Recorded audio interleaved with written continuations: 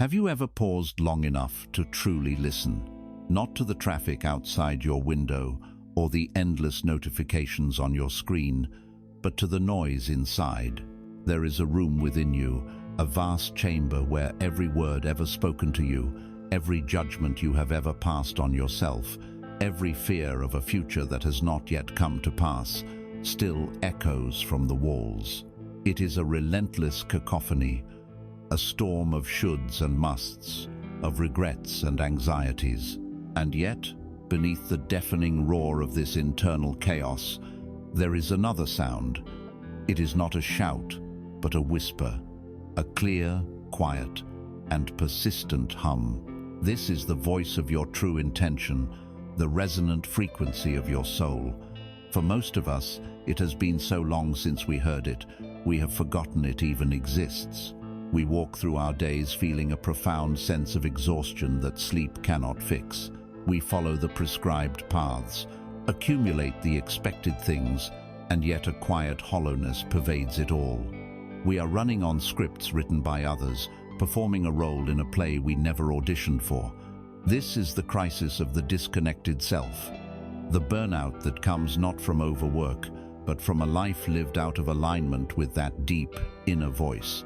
We feel adrift in a world of endless noise, yearning for a signal that is clear, for a truth that feels like our own. We look for answers in the external world, hoping that the next achievement, the next relationship, or the next purchase will finally quiet the storm within. But it never does. The storm is not a condition of the world, it is a condition of the mind. So I invite you now, not to run from the world, but to turn towards the only place where true sanctuary can be found. I invite you to step out of the storm and into the eye of the hurricane, the silent, still center within you. This is not an escape, it is a homecoming, a journey back to the source of your own power. In the quiet that we will cultivate together, we will begin a sacred process. We will learn to distinguish the echoes from the voice. We will learn to speak, not from a place of habit or fear, but from the deep well of intention. And we will discover the most powerful solvent in the universe, the one capable of healing every wound and dissolving every barrier: love. Not the conditional, transactional love of the world, but the unconditional, radiant love that is your very essence. This journey is about learning to speak with that intention and to heal with that love. And it begins now, in this breath, in this silence. And so you step inside. You close the door on the world, seeking that promised silence, that inner sanctuary we have spoken of. But what you find is not silence at all. In fact, the moment the noise of the world recedes, a different kind of noise rushes in to fill the void, and it is 1,000 times louder.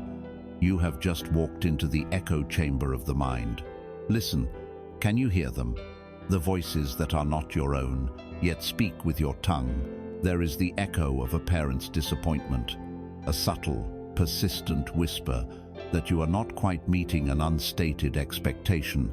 There is the sharp, cutting echo of a teacher's criticism from decades ago, a voice that still insists you are lazy, or foolish, or destined to fail. There are the ghostly echoes of past loves, replaying scenes of rejection and heartbreak, whispering that you are unworthy of true connection. There are the booming, authoritative echoes of society, culture, and media, defining what success, beauty, and happiness should look like, and how you are falling short on every count. These are not mere memories. Memories are filed away. You can choose to visit them. These echoes are active residents in your psyche. They are the unseen architects of your moods, the puppeteers of your reactions. They are the automated scripts that run in the background of your consciousness, triggered by the smallest, most insignificant events. A colleague's brief glance is filtered through the echo of, "You are an imposter," and instantly becomes a judgment. A new challenge at work is met with the echo of, "You will fail like you did before," and a wave of procrastination paralyzes you. These echoes have built the very walls of the chamber, brick by brick, with every unexamined thought, with every outsourced opinion of your own worth. You have lived within these walls for so long, you have mistaken them for the limits of your own being. You believe the chamber is you, but it is not. It is a prison you have learned to call home. And now, a part of you, the part that brought you here, desires freedom. It yearns for stillness, for clarity, for a breath of fresh air outside these suffocating walls. This is the great internal conflict, the silent war waged within you every single day. Your soul craves expansion, but your conditioned mind clings to the familiar misery of its cage. The moment you resolve to sit in silence, the echo chamber goes into overdrive. It bombards you with an endless to-do list. It reminds you of an embarrassing thing you said 5 years ago. It conjures vivid fantasies of future disasters. Your mind, addicted to distraction, will do anything to avoid true quiet. The urge to pick up your phone, to turn on the news, to lose yourself in the endless scroll, becomes almost unbearable. This is not a personal failing. It is the ego's survival mechanism. Your ego, the custodian of the echo chamber, knows that in true silence, it begins to lose its grip. In the vastness of quiet, its stories and dramas are revealed for what they are, insubstantial illusions. And so it fights desperately to keep the noise going, to keep you identified with the echoes, because your identification with them is the only thing that gives them life. But right here, in the very center of this internal battlefield, lies a ray of light. A truth so simple and so profound, it can shatter the very foundations of the chamber. It is this: you are not the echoes. You are not the thoughts. You are not the voice in your head. You are the one who hears it. Let that sink in. A thought of anxiety appears in your mind. You are not the anxiety. You are the space in which the anxiety is witnessed. An echo of self-doubt whispers, "I can't do this." You are not the doubt. You are the awareness that notices the presence of a thought labeled doubt. This is the great liberation. The shift from being the character lost in the drama to being the silent, ever-present audience. The character is tossed about by the plot, a victim of circumstance. The audience simply watches, aware of the entire play, knowing that it is just a story unfolding on a stage. For your entire life, you have believed you were the character, trapped on the stage. The freedom comes from realizing you are the entire theater. To make this real, let us use a metaphor. Imagine that your true nature, your consciousness, is the vast, open, limitless sky. It is eternally calm, clear, and peaceful.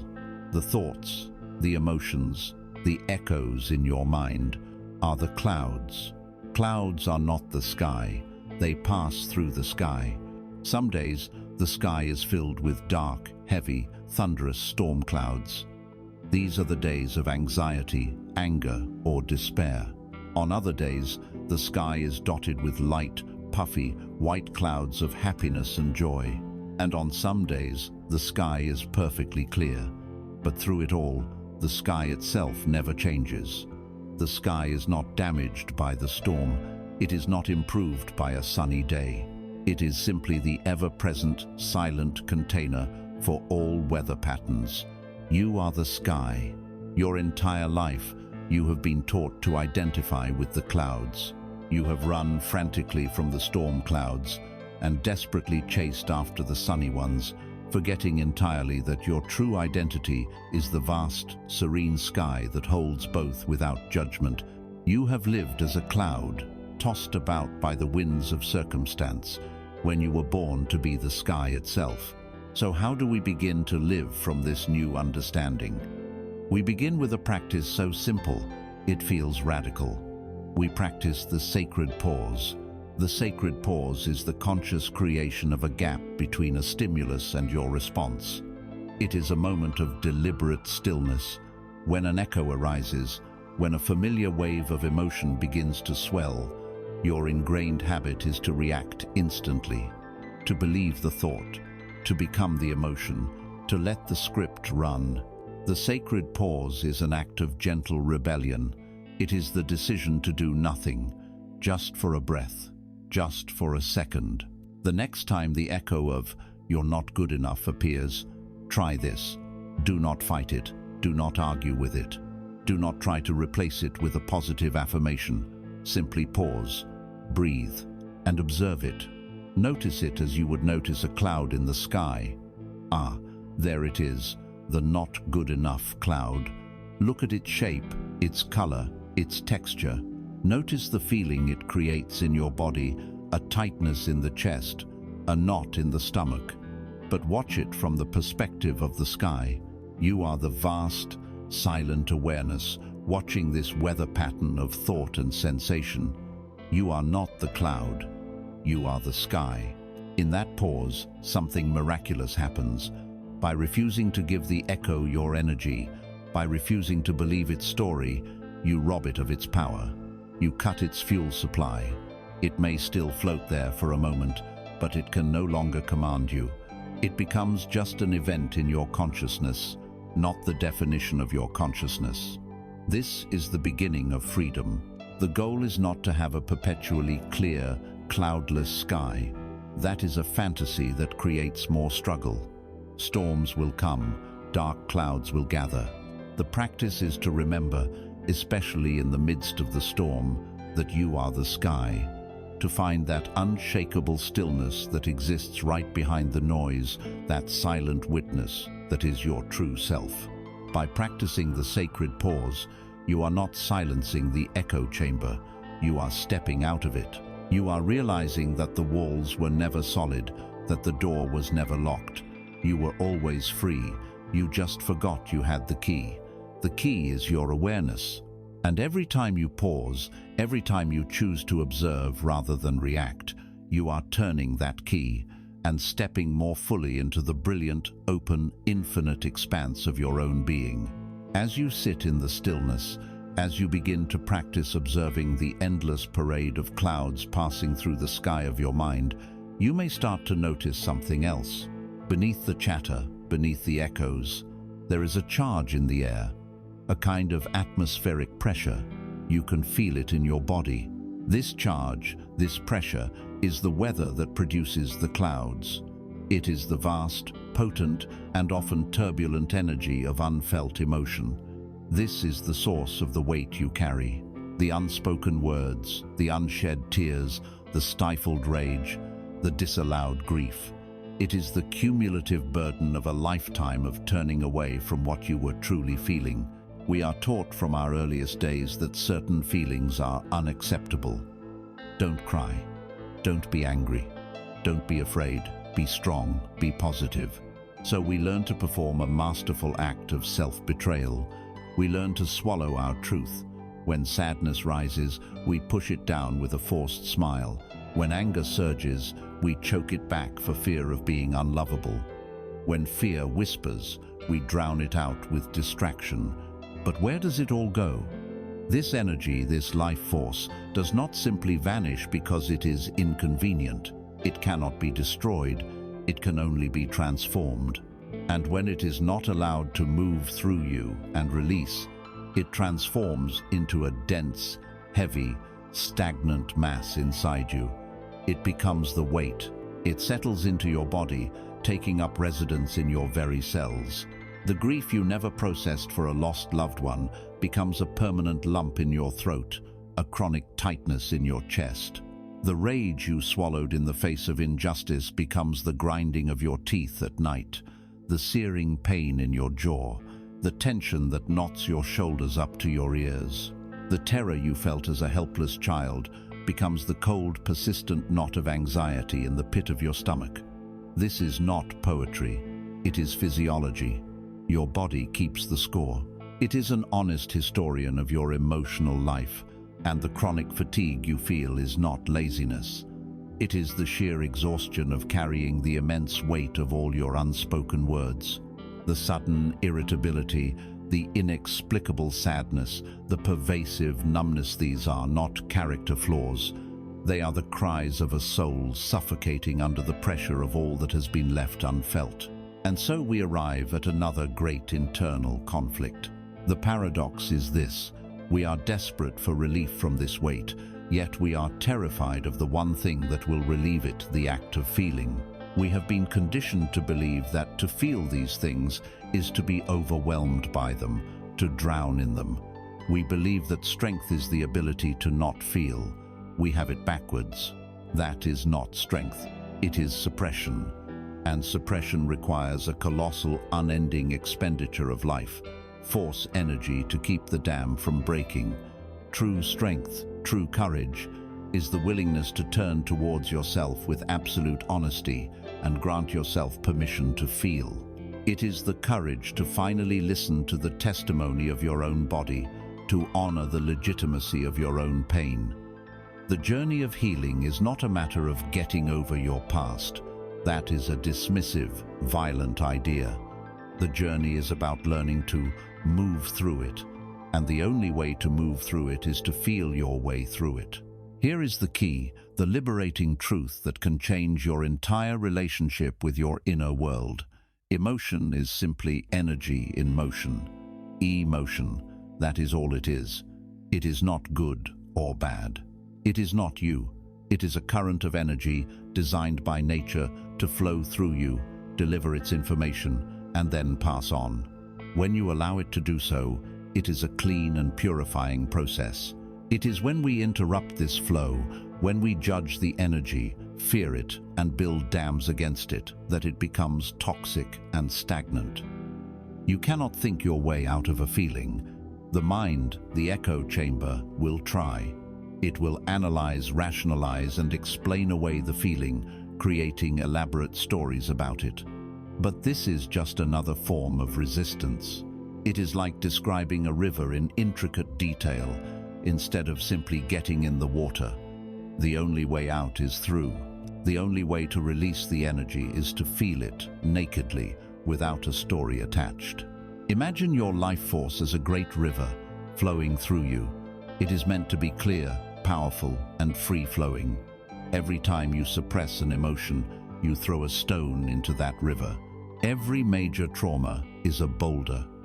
Over a lifetime, these stones and boulders accumulate, forming a massive dam. Behind this dam, the pressure of your life force builds and builds.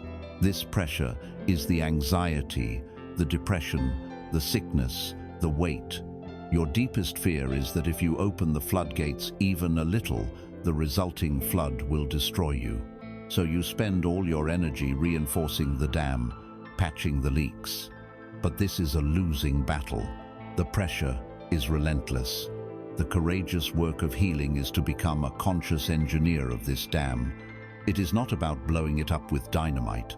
It is about learning to open the sluice gates, carefully, consciously, and allowing the trapped energy to flow out in a controlled and manageable way. The initial rush might be intense. There may be turbulence, but it is infinitely less destructive than waiting for the entire dam to collapse under the unbearable pressure. And once the pressure is released, the river can, for the first time in years, find its natural, peaceful flow once again. So how do we begin to open the gates? We start with two simple, profound practices. The first is the act of sacred testimony through writing. Find a pen and a notebook, a space where you will not be disturbed. This is not a diary to be read by others. This is a conversation with the deepest parts of yourself. Ask your heart, your body, your soul a simple question: what have you been afraid to say? And then begin to write. Do not think, do not edit, do not judge what comes out. Let your hand move across the page. Write down the ugly words, the forbidden thoughts, the incoherent rage, the bottomless grief. Give voice to the part of you that felt helpless, the part that is still screaming from a past injustice. Let the ink bleed the poison out onto the paper. If tears come, let them fall. Tears are not a sign of weakness, they are a sign of release. They are the river unfreezing. This practice gives a voice to the voiceless parts of you, allowing the energy to finally move from your body through your arm and onto the page. You are bearing witness to your own truth. The second practice is to connect this awareness directly to your body. Find a comfortable position, close your eyes, and take a few deep, grounding breaths. Begin to bring your attention to the soles of your feet. Just notice the sensations there: warmth, tingling, pressure. Then, slowly, like a gentle beam of light, begin to move your awareness up through your body, through your legs, your hips, your belly. There is no goal here other than to notice, with gentle curiosity, what is here. Is there a tightness in your gut, a hollowness in your chest, a fiery heat in your throat? You do not need to analyze it. You do not need to name it or fix it. Your only task is to illuminate it with the soft light of your awareness. When you find a place of tension or pain, breathe into it. Imagine your breath traveling to that exact spot, surrounding it with warmth, with oxygen, with permission. Your breath becomes a silent message to that part of your body. I see you. I feel you. You are allowed to be here. You are allowed to release when you are ready. This practice rebuilds the bridge between mind and body, teaching you to listen to your body's wisdom instead of ignoring its cries. This is not a work of wallowing in misery. It is the sacred work of liberation. Every feeling that is truly felt, every unspoken word that is finally given voice, is another stone removed from the dam. It is a weight set down, a burden released. You will begin to feel a new lightness in your body and your spirit. It is an act of profound compassion for yourself, a declaration that you are worthy of feeling whole. You are setting down the baggage of a lifetime, one unspoken word at a time, making space for the silence where your true voice can finally begin to speak. As you begin the courageous work of feeling your way through the past, of allowing the river of emotion to flow, you start to notice something new, a lightness, a sense of space where there was once only density and pressure. You have set down some of the weight, and the relief is palpable. But this new space can feel unfamiliar, even unsettling at first. For a mind accustomed to constant turmoil, peace can feel like a void. For a body used to being clenched in tension, relaxation can feel like vulnerability. We have cleared a patch of ground, but now we are faced with the raw, open earth of our own being. And the question arises, what now? What do we do with this newfound stillness? The temptation is to immediately fill it with new noise, new drama, new distractions, because the silence itself feels too vast, too empty. Let us be clear. The silence we are speaking of is not emptiness. It is not a void. It is the womb of creation. It is the primordial stillness from which all sound, all form, all life emerges. It is the very presence of pure potential. We are terrified of it. As a society, we are deeply and profoundly phobic of silence. We fill every spare moment with podcasts, with music, with endless chatter, with the blue light of screens. We have become so accustomed to the anesthetic of noise that true quiet feels like a threat. It is a threat to the ego, the small, constructed self. In silence, there is nowhere to run, nowhere to hide. In silence, you meet yourself, without the comforting buffer of your roles, your titles, your possessions. You are confronted with the raw, unadorned truth of your own existence. This confrontation is what we spend our entire lives trying to avoid. And yet, it is the only place where we can find what we are truly looking for. This creates the next great internal conflict on your path. A part of your soul, the ancient wise part, yearns for this silence. It knows that silence is home. It knows that in the stillness there is a deep, abiding peace that surpasses all understanding. But the conditioned mind, the addicted personality, fights it with every fiber of its being. It whispers insidious lies into your ear. This is boring, it says. You're being unproductive. You're missing out on something important. This stillness feels like death, and in a way, it is right. It is a death. It is the death of the false, chattering, anxious self. It is the death of the illusion that you are the noise in your head. The ego senses its impending dissolution in the vast ocean of silence, and it will thrash and scream and create any drama necessary to pull you back to the noisy, familiar shore of distraction. This is the itch you feel, the restlessness in your body, the phantom limb syndrome of reaching for a phone that isn't even there. It is the withdrawal symptom from a lifelong addiction to noise. Here, we must make a conscious, powerful choice. Silence will not simply befall you like a gift from the heavens. Peace will not descend upon you one day when all your problems are solved. You must choose it. You must build it. You must become the architect of your own inner silence. This is not a passive waiting game. It is the most active and sacred construction project of your entire life. You are building a sanctuary inside yourself, a cathedral of quiet, a temple of peace where your true self can finally reside, safe from the endless storms of the external world and the internal echo chamber. Every moment you deliberately choose silence over noise, you are laying another stone in the foundation of this temple. Every time you resist the urge to fill a quiet moment with distraction, you are fortifying its walls. This is not an act of deprivation. It is an act of supreme self-respect. It is a declaration that your inner peace is more valuable than any piece of gossip, any news alert, any fleeting digital pleasure. Let us return to our metaphor of the inner landscape. In the previous stages, we have been doing the hard labor of clearing the land. We have been pulling up the thorny weeds of past grievances and hauling away the heavy stones of suppressed emotion. The ground is now open. But what is the quality of this ground?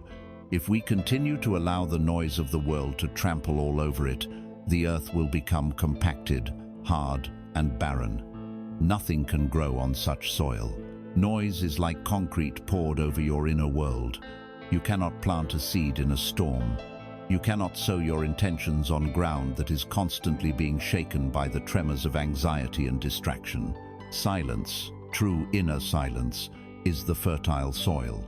It is the dark, rich, life-giving earth, aerated by your awareness, moistened by your compassion. It is only in this prepared, silent ground that the delicate seed of your true intention can ever hope to germinate, take root, and grow towards the light. This is why cultivating silence is not an optional spiritual luxury. It is the essential, non-negotiable prerequisite for creating a new life, for speaking your world into being. So how do we, the novice architects, begin this grand construction? We begin small. We do not attempt to build the entire cathedral in a day. We start by laying a single perfect stone. We start with 5 minutes. Find a time in your day, perhaps early in the morning before the world wakes up, or late at night after it has gone to sleep. Find a place where you can be reasonably undisturbed. Set a timer for just 5 minutes. And for those 5 minutes, your only task is to be. You don't need to chant a mantra or force your mind to be blank. The mind will race. That is its nature. Let it. Your task is not to wrestle the mind into submission. Your task is to simply sit in stillness and allow the mind to do whatever it does without you running away, without you reaching for your phone, without you getting up to do a chore. You are simply practicing the art of staying. You are teaching your nervous system, cell by cell, that silence is not dangerous. You are demonstrating to yourself that you are capable of being your own anchor in the storm. 5 minutes, that is all. It is a small act, but its cumulative effect is immeasurable. As you become more comfortable with this, you can introduce a more subtle practice. The practice of listening to the silence itself. As you sit in your 5 minutes of quiet, you will notice sounds, the hum of a refrigerator, the distant sound of traffic, the creak of the house, the beat of your own heart. Our normal habit is to focus on these sounds, these objects of perception. Now, try to shift your focus. Instead of listening to the sounds, begin to listen for the silence behind the sounds. Listen for the space in which the sounds are happening. Notice that the silence is always there, underneath, in between every sound. Silence is the canvas, and sound is merely the paint. Become more interested in the canvas than the painting. This simple shift is profoundly powerful. It moves your awareness from the foreground of doing and thinking to the background of pure being. You realize that silence isn't something you have to create. It is always already here. Your work is simply to attune your ear to it. By building these small pockets of silence into the fabric of your day, you are changing the very foundation of your existence. You are no longer a ship tossed on the waves of circumstance. You are becoming the deep, calm ocean beneath the waves. You are not withdrawing from life. You are creating a stable inner platform from which to engage with life more fully, more consciously, and more powerfully. This silence is not empty. It is pregnant with intelligence, with creativity, with peace, with a deep knowing that transcends logic. You are laying the foundation.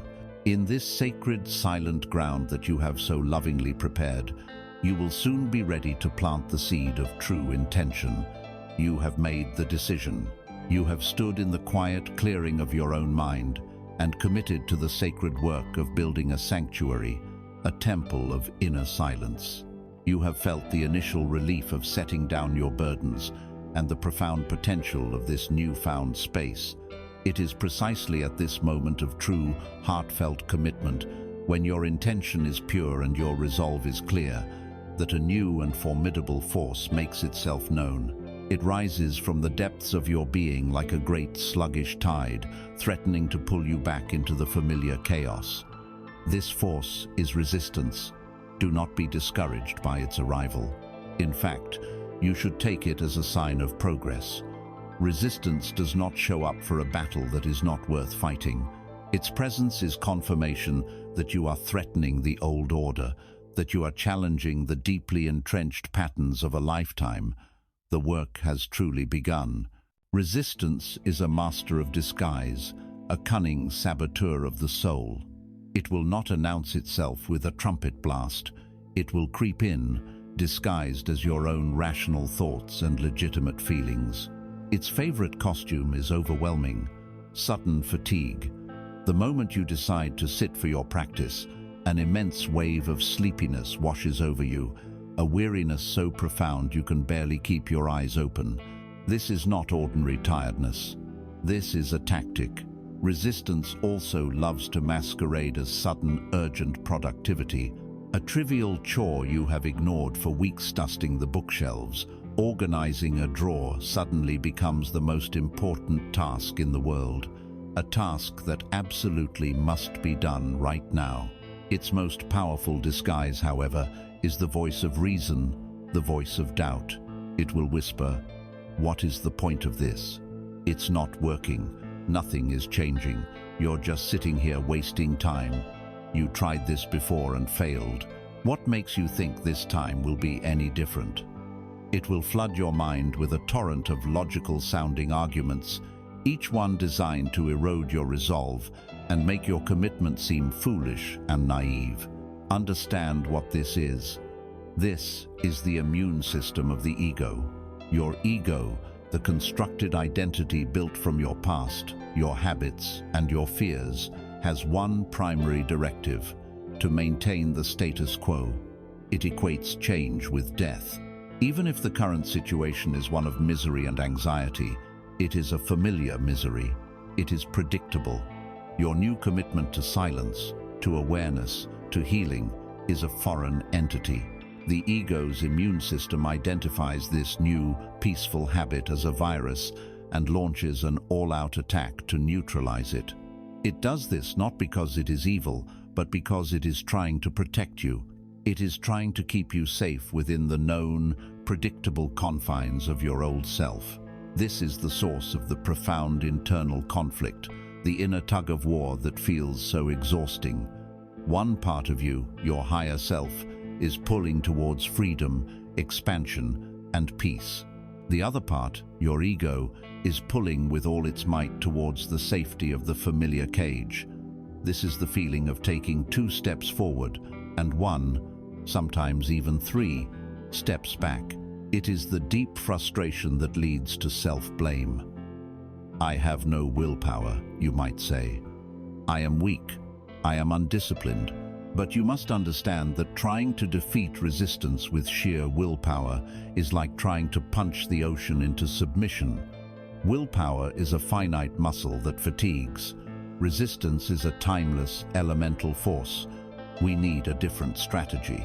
The strategy is radical, and it requires you to lay down your weapons. Stop fighting. Stop declaring war on your own resistance. You cannot win a war against yourself. You can only create more devastation. The resistance is not your enemy. It is a terrified younger part of you crying out in fear. It is the part of you that learned long ago that change was dangerous, that vulnerability led to pain, that stillness was unsafe. Instead of meeting it with aggression, meet it with curiosity. Instead of trying to overpower it, try to understand it. When you fight something, you give it your power. You validate its reality as a foe. When you observe something with gentle, non-judgmental curiosity, you bring it out of the shadows and into the light of your awareness. And in that light, it begins to lose its formidable shape. You diffuse it not with force, but with presence. Let us imagine this resistance as a great, powerful river. For your whole life, this river of old conditioning and fear has been carrying you along, its current dictating your direction. Now, you have decided you want to reach a different shore. The foolish approach is to jump into the water and try to swim directly against the current. You will struggle, flail, and quickly become exhausted, eventually being swept away, more demoralized than when you began. The equally foolish approach is to try and build a dam to stop the river. This requires immense, constant effort, and the river's pressure will relentlessly seek out any weakness, eventually breaking through. The wise approach is that of a skilled navigator. The wise navigator does not fight the river. She respects its power. She studies its currents, its eddies, its patterns, and then she builds a sturdy boat. Your daily practice, your commitment to awareness is your boat. Your conscious intention is the rudder. You get into your boat and you begin to navigate. You use the power of the current, but you angle your rudder, making small, consistent adjustments to guide your craft in the direction you choose. The river still flows, but it no longer determines your destination. You are learning to sail on the very currents that once threatened to drown you. So how does one practice this wise navigation? First, when the feeling of resistance arises, simply name it. Silently or out loud say, this is resistance. This simple act of labeling is incredibly powerful. It separates you from the experience. You are no longer a lazy, unmotivated person. You are an aware consciousness observing the phenomenon of resistance. You take away its power of being an invisible, controlling force and turn it into a known object of your attention. Second, get curious. Instead of gritting your teeth and trying to push through it, ask it a gentle question. Ask, what am I afraid of in this moment? What part of me feels threatened by my sitting in silence for 10 minutes? What comfort am I afraid of losing if I truly change? Do not expect a logical answer. Just ask and listen. Listen to the feelings in your body. This transforms a moment of struggle into a moment of deep self-inquiry. Resistance becomes a signpost, pointing you directly towards the fears that have been secretly running your life. Third, negotiate with it. Outsmart it.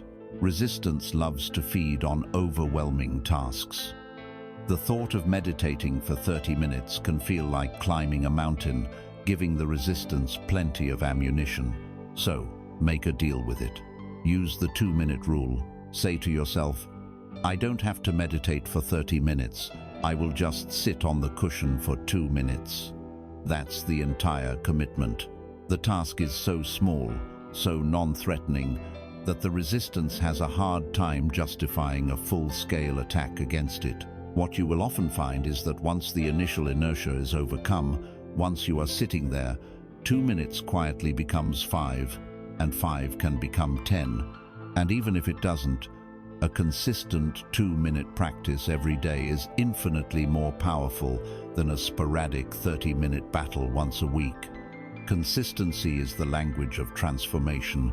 Do not see resistance as an obstacle on your path. It is the path.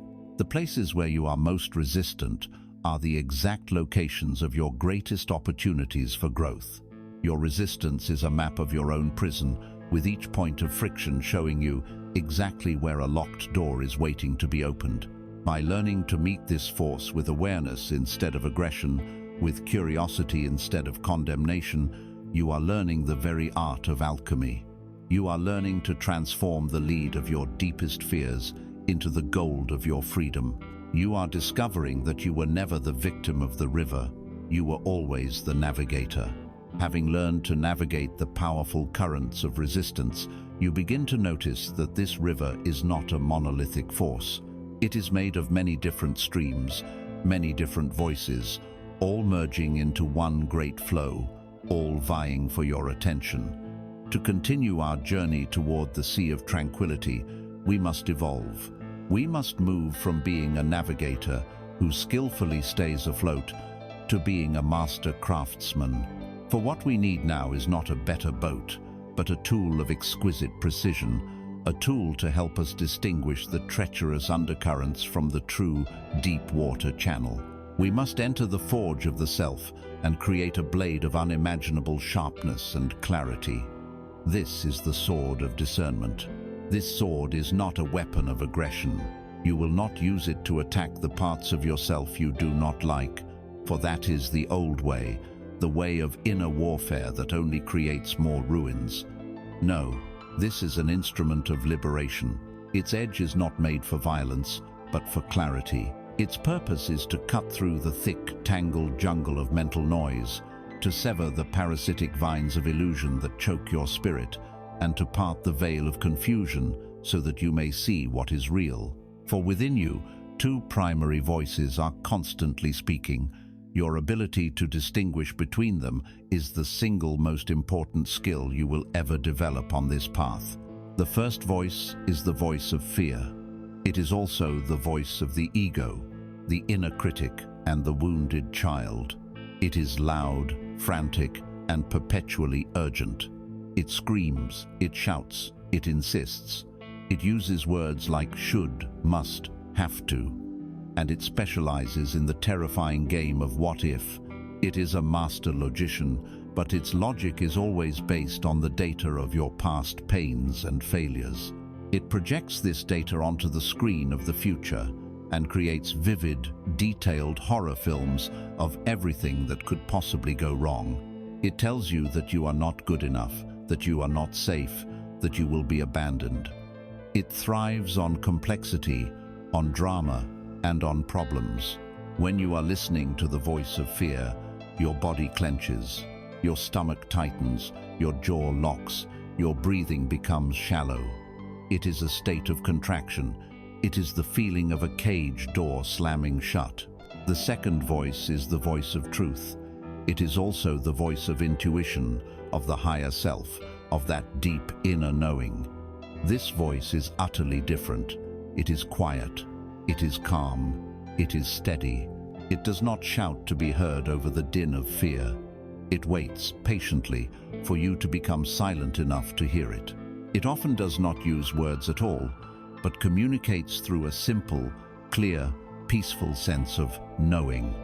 It is a gentle nudge, a subtle pull, a feeling of rightness that resonates deep within your bones.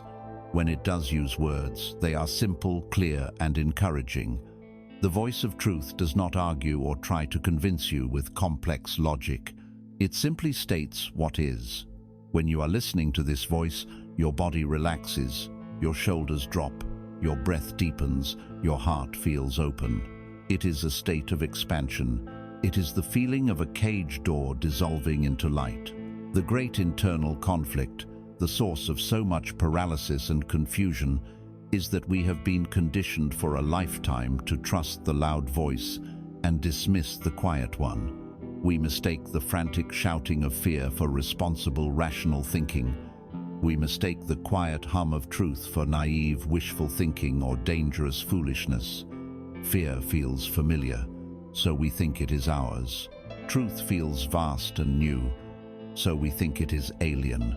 And so we stand at the crossroads, torn, with the mind screaming one direction and the heart whispering another, and we do nothing, trapped by the fog of our own indecision. This is why we must forge the sword. The forge is your daily practice, your commitment to showing up for yourself. The raw material, the unrefined ore, is your own awareness. To begin, you must be willing to enter the fire. The fire is your focused attention. It is the willingness to sit with your thoughts and feelings, especially the uncomfortable ones, and examine them without flinching. It requires courage to hold a fear-based thought in the flame of your awareness, to look at it closely instead of immediately reacting to it. As you hold it there, you begin to see its true nature. You see it is not solid, but is woven from old memories and future anxieties. This is the heating of the metal.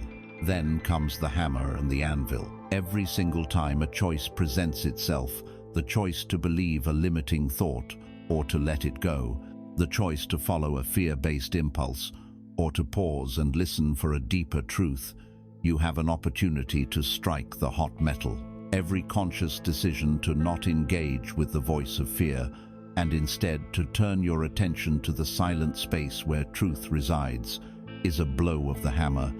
This is not a single act, but thousands of small, repetitive, conscious choices. With each blow, you are hammering out the impurities, shaping the blade, giving it form and integrity. This is the discipline of practice. And after the fire and the hammer, the blade must be quenched. It is plunged, red hot, into the cool, clear waters of the silence you have cultivated.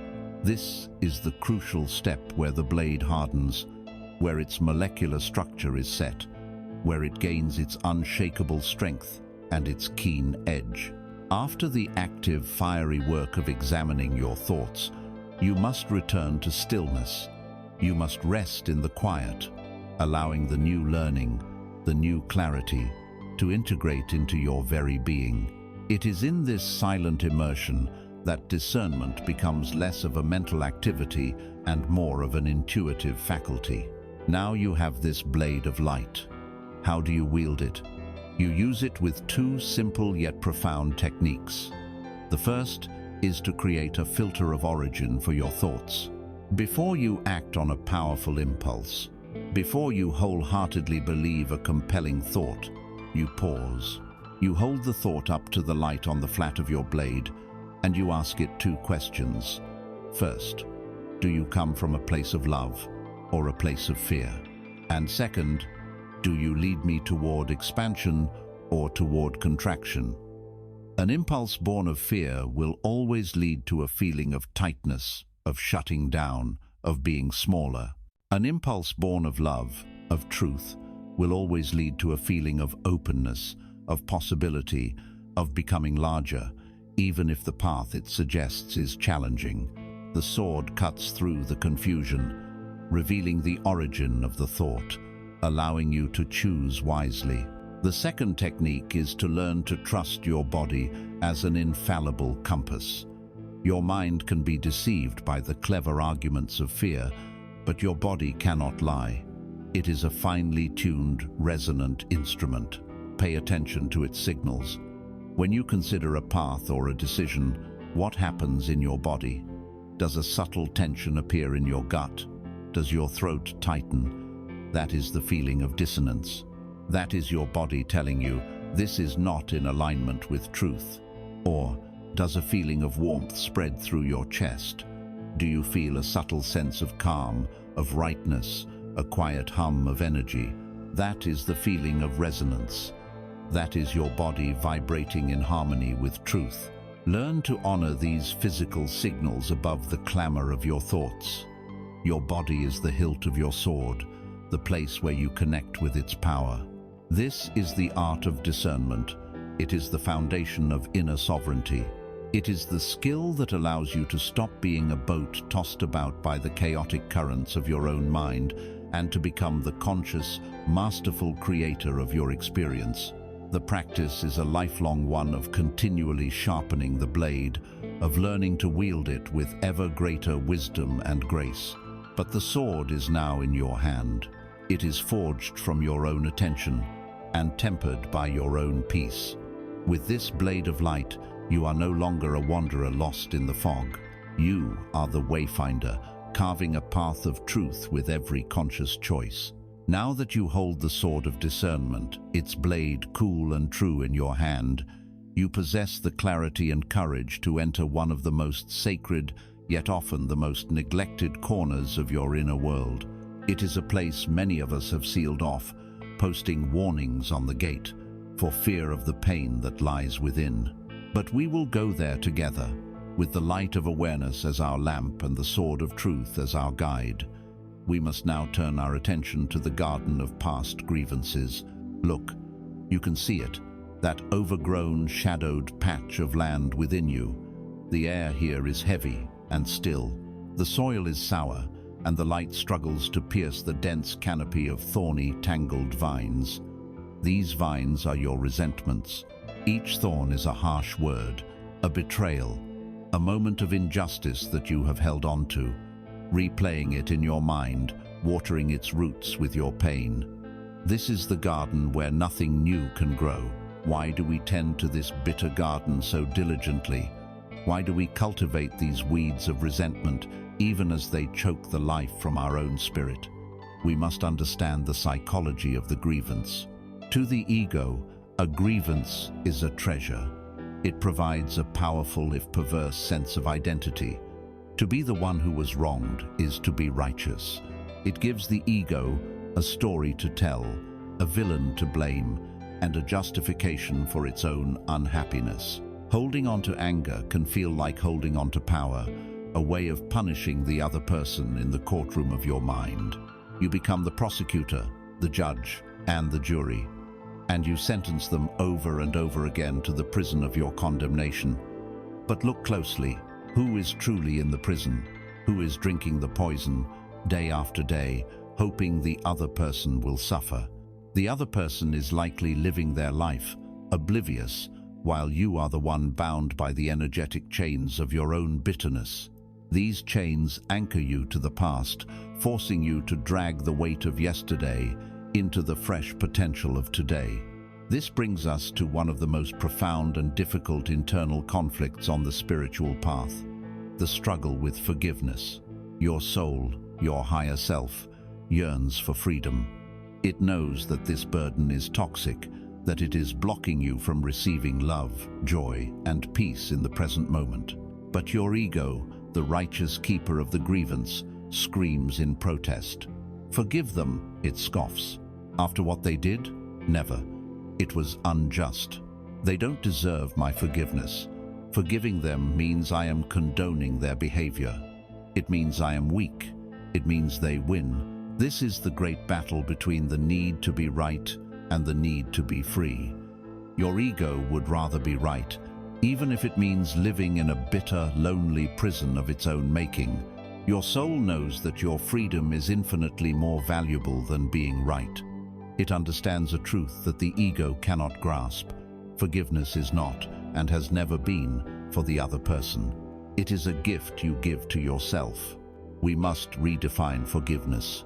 Let us use our new sword to cut through the dense web of illusion surrounding this word. Forgiveness is not condoning. It is not forgetting. It is not letting someone off the hook. It is not necessarily reconciling or ever speaking to that person again. Forgiveness is the ultimate act of self-love. It is the conscious, deliberate act of cutting the energetic cord that binds you to a person or event from the past. It is you, finally putting down the heavy burning coal that has been searing your own hand and declaring, "I will no longer allow my inner peace to be held hostage by what you did. My well-being is more important than my grievance. I choose to be free." This is not an act of weakness. It is an act of supreme emotional sovereignty. It is you taking your power back. Let us return to the garden. You stand at the edge of this overgrown plot, the soil packed hard with years of neglect. The work ahead is not easy, but it is necessary. It is the sacred work of a gardener. You must get your hands dirty. You must be willing to feel the pain you have been avoiding. Forgiveness is not a sterile, intellectual process. It is a visceral, emotional one.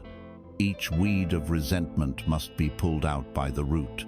As you begin to work, you will find that the roots run deep, entangled with other roots of sadness and fear. Pulling one weed will loosen the soil around another. It is messy work, but your intention is clear. You are not here to punish yourself. You are here to reclaim this patch of your soul, to restore its health, to make it a place where life can flourish once more. You realize that leaving the weeds to fester does not punish the one who may have dropped the seeds long ago. It only ensures that your own garden remains a barren wasteland. How do we begin this sacred weeding? We begin with a ritual of release. Find a time and place of solitude. Take a pen and paper and write a letter. This letter is to the person or people who have harmed you. And this is the most important rule. This letter is never, ever to be sent. It is for your eyes and your heart alone. Because it will not be sent, you can be brutally, sublimely, and completely honest. Do not hold back. Pour all the poison onto the page. Write down all the rage, the hurt, the confusion. Tell them in exquisite detail how their actions made you feel. Use the words you were never allowed to say. Scream on the page. Cry on the page. Let it all out until there is nothing left to say. This act gives voice to the wounded part of you, allowing it to finally be heard, to have its pain witnessed by the one person who matters most in this process, you.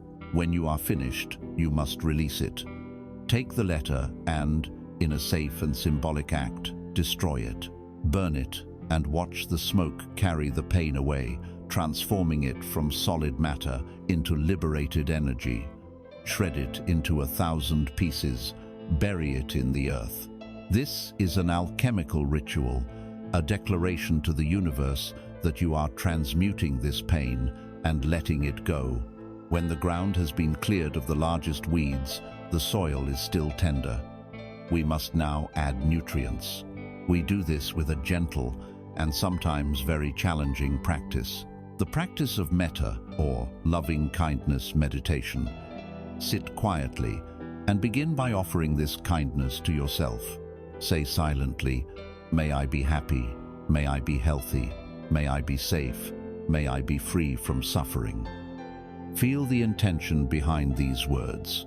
Then offer them to a loved one, and then to a neutral person.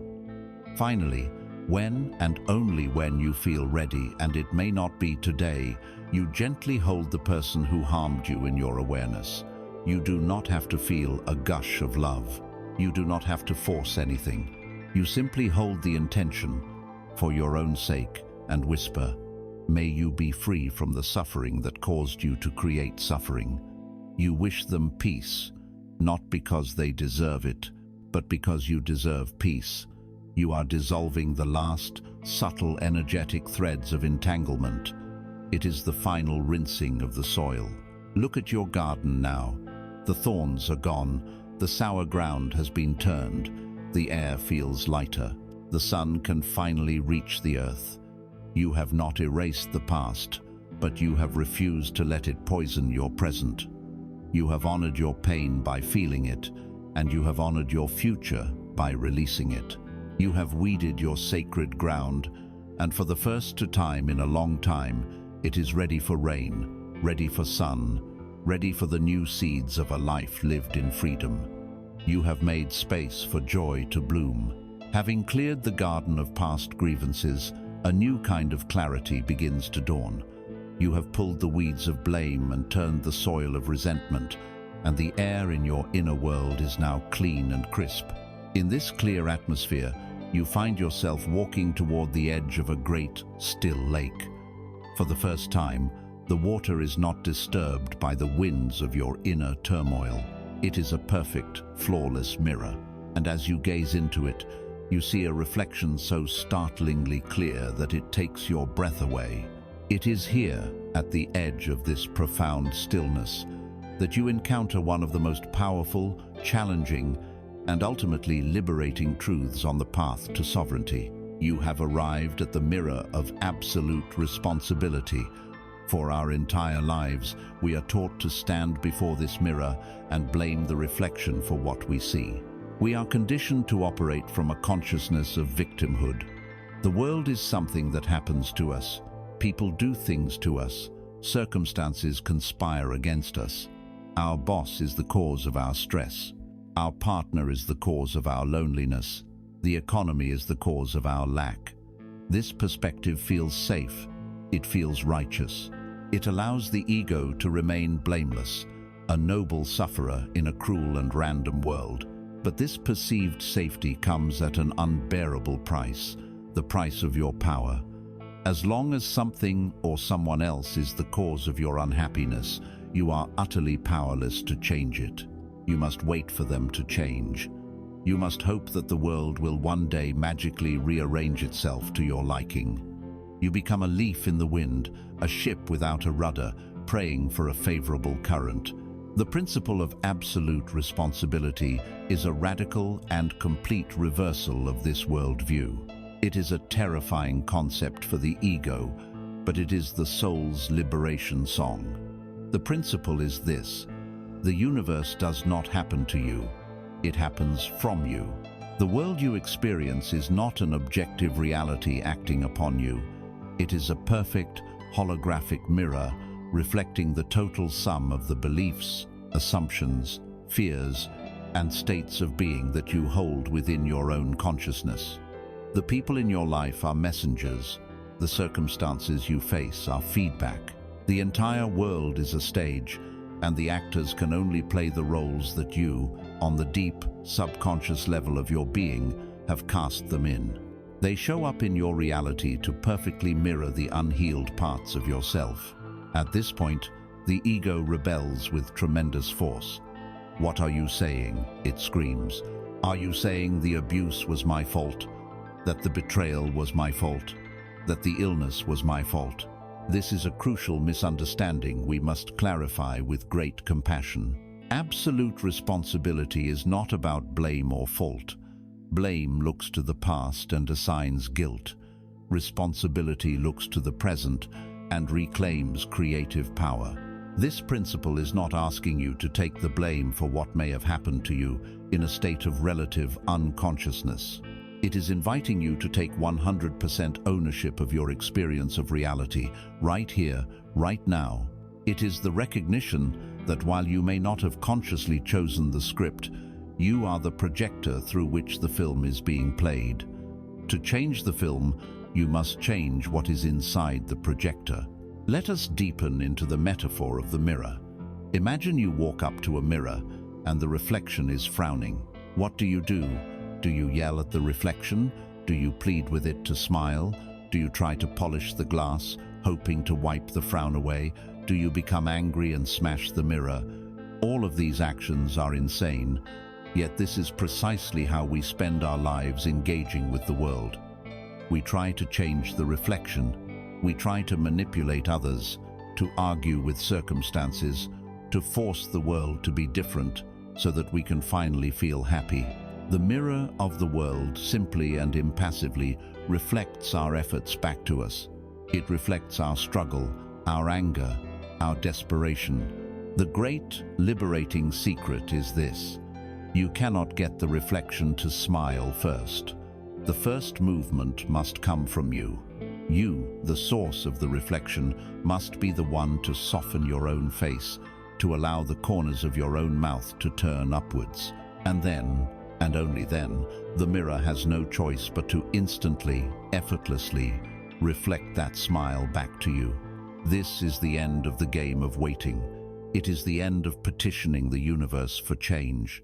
It is the beginning of embodying that change yourself. This is the essence of what it means to be a conscious creator. So how do we apply this radical principle in our daily lives? We begin by changing the questions we ask. When you are faced with a challenging person or a difficult situation, you must resist the powerful, lifelong habit of asking, "Why are they doing this to me?" or "Why is this happening to me?" That question casts you as the victim and them as the perpetrator, and it leads nowhere but to resentment. Instead, you must learn to ask the reflective question. You must ask, what within me is this person or situation reflecting back to me? Let's make this practical. Your boss is constantly criticizing your work. The old question is, why is he so unfair? The new, reflective question is, what part of me believes my work is not good enough? Where is the inner critic in me that he is now personifying? What assumption do I hold about authority that is being mirrored here? Your partner feels distant and emotionally unavailable.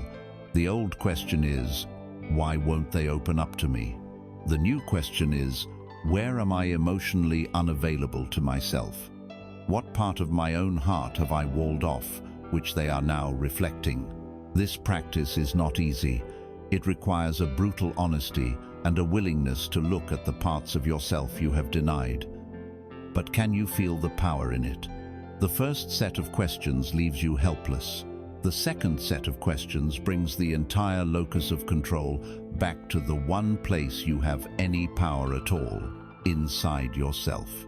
Every frustrating encounter now becomes a sacred opportunity for self-discovery and healing. The world becomes your guru, your personal trainer, constantly showing you where your work lies. From this understanding comes the second practice, assuming the feeling first. If the world is a mirror of your inner state, then the only way to change the reflection is to change your state. You must generate the signal you wish to receive. Do you wish to experience a more loving and supportive world? Then you must stop begging the mirror for love and support. You must instead saturate your own being with the feeling of being loved and supported. You must sit in silence and feel what it would feel like if you were already the most cherished, respected, and adored person you know. You generate this feeling within yourself for no reason at all, without any external evidence. You become a tuning fork, vibrating at the frequency of love. And the law of the universe is that the mirror of the world must eventually reflect that vibration back to you. It has no choice. This is not wishful thinking. This is the physics of consciousness. You stand now before the great mirror of life, no longer as its victim, but as its conscious partner, its creator. You understand that the world is not a solid, separate entity, but a fluid, responsive reflection of you. It is a dream, and you are the dreamer. This realization can be terrifying, because it means there is no one else to blame. But after the terror comes an exhilarating, boundless freedom. You are no longer waiting for the world to give you permission to be happy. You are no longer a beggar pleading with the reflection. You understand that to change the world, you must only change yourself.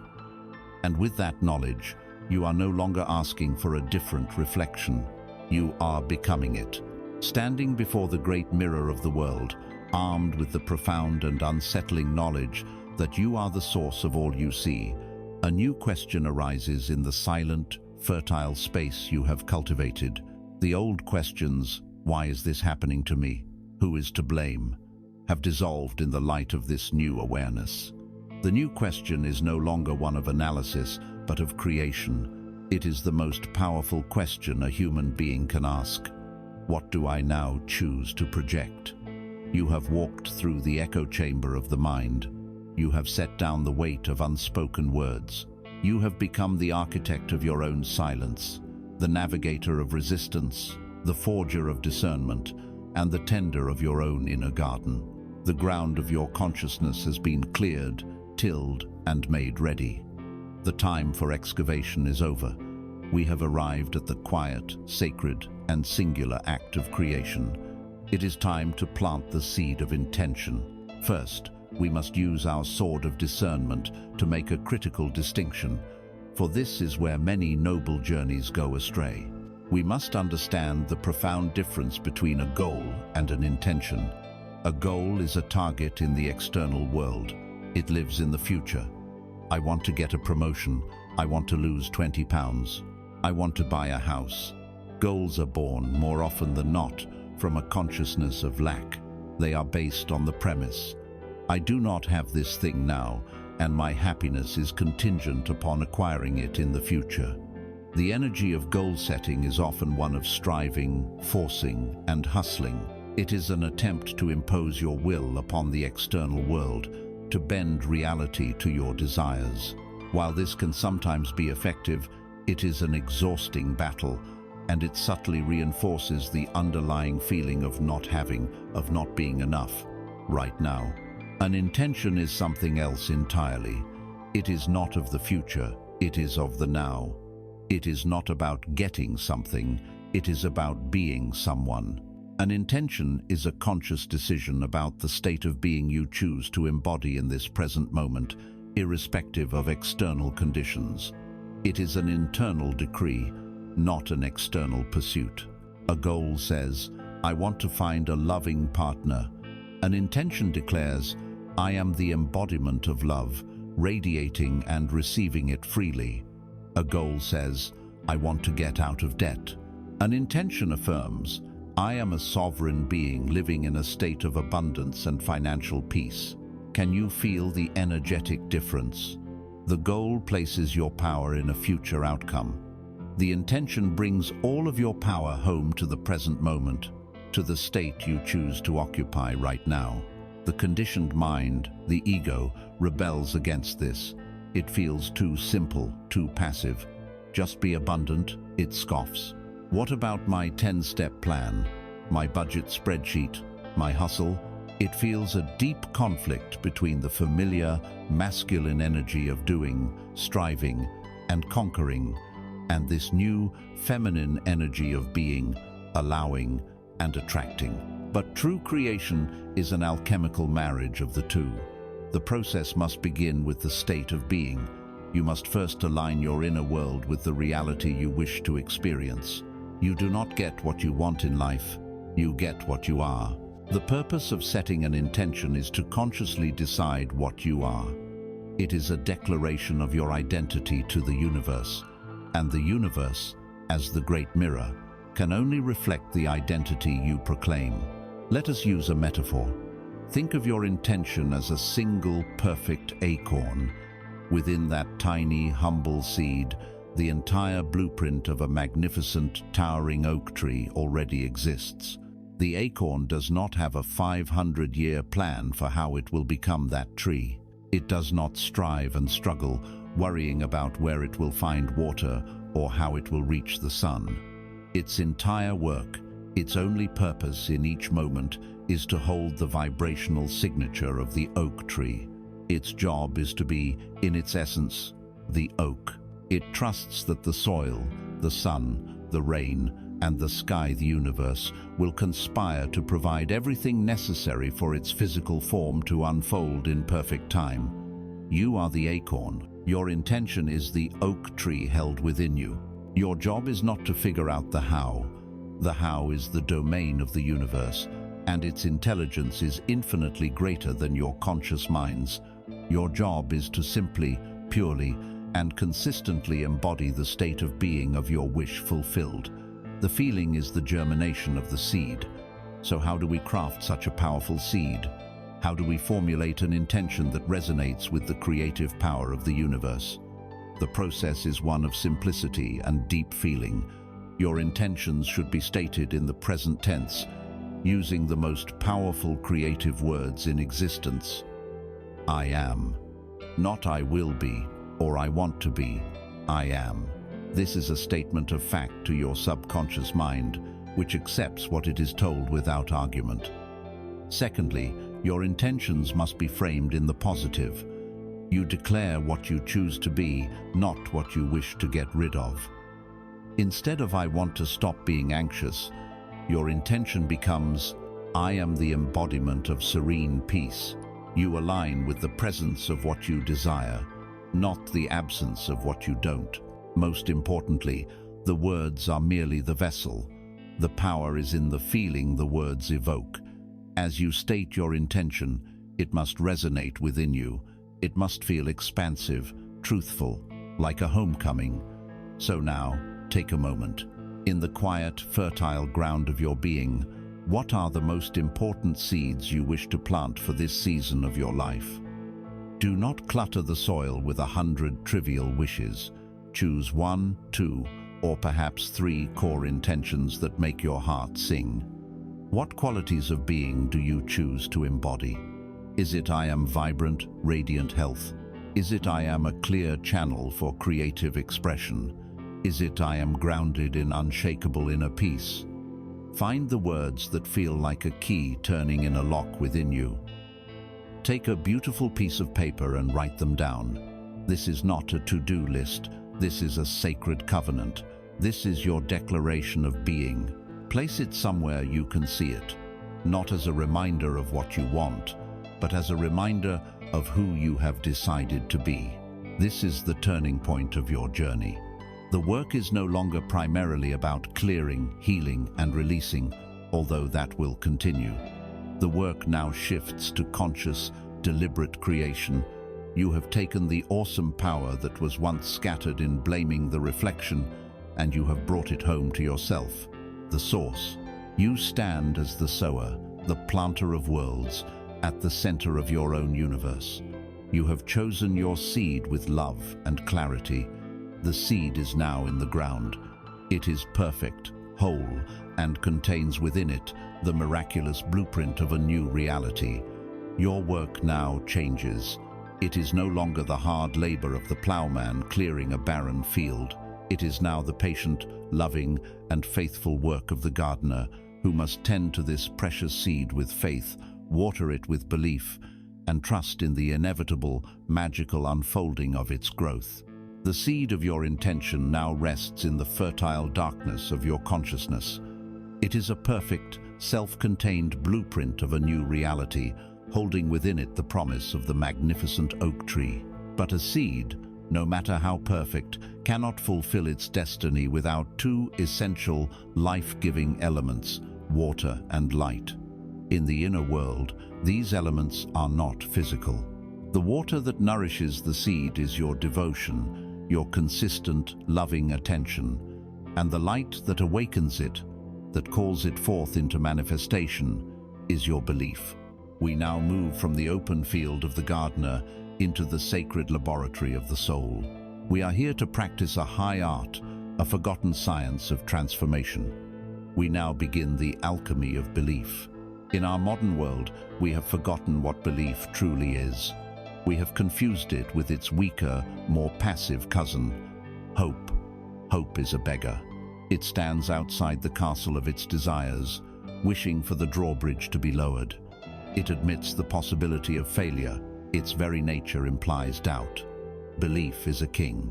It knows the castle is already its own. It walks through the gates with a quiet confidence, for it possesses the inner key. Hope lives in the future, always looking forward to a time when things will be better. Belief is a calm, unwavering knowing that lives in the now.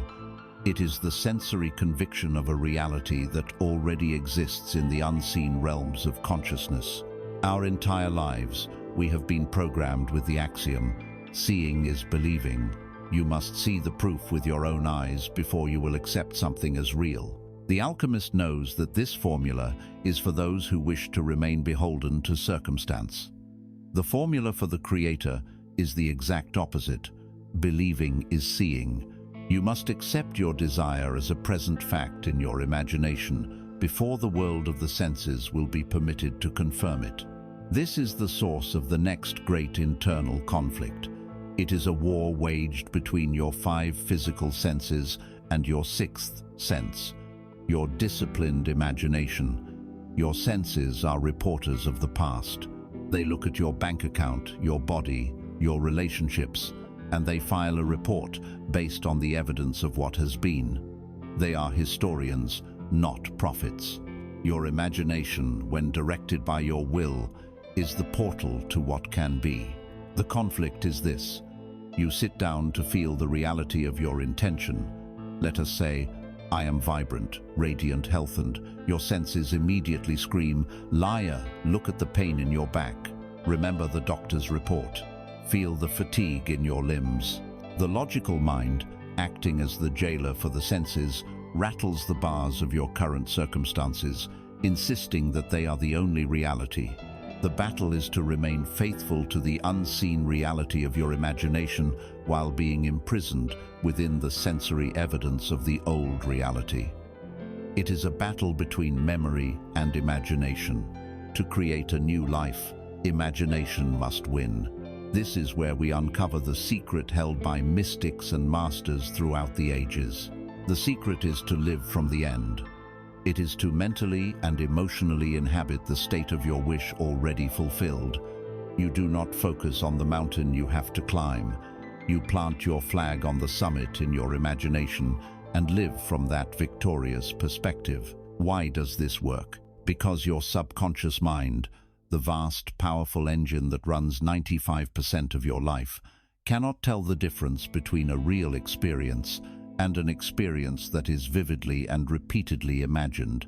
When you consistently feel the emotions of an event, your subconscious accepts that event as a reality and begins to rearrange your thoughts, behaviors, and vibrational state to match it. The feeling is the prayer that is always answered. The universe does not respond to your words of asking. It responds to the vibrational signature of your state of being. To feel wealthy is to be on the frequency of wealth. To feel loved is to be on the frequency of love. The feeling is the signal you broadcast, and the world, as the great mirror, must reflect it back to you. This is the essence of alchemy. The ancient alchemists sought to transmute base metals, like lead, into noble metals, like gold.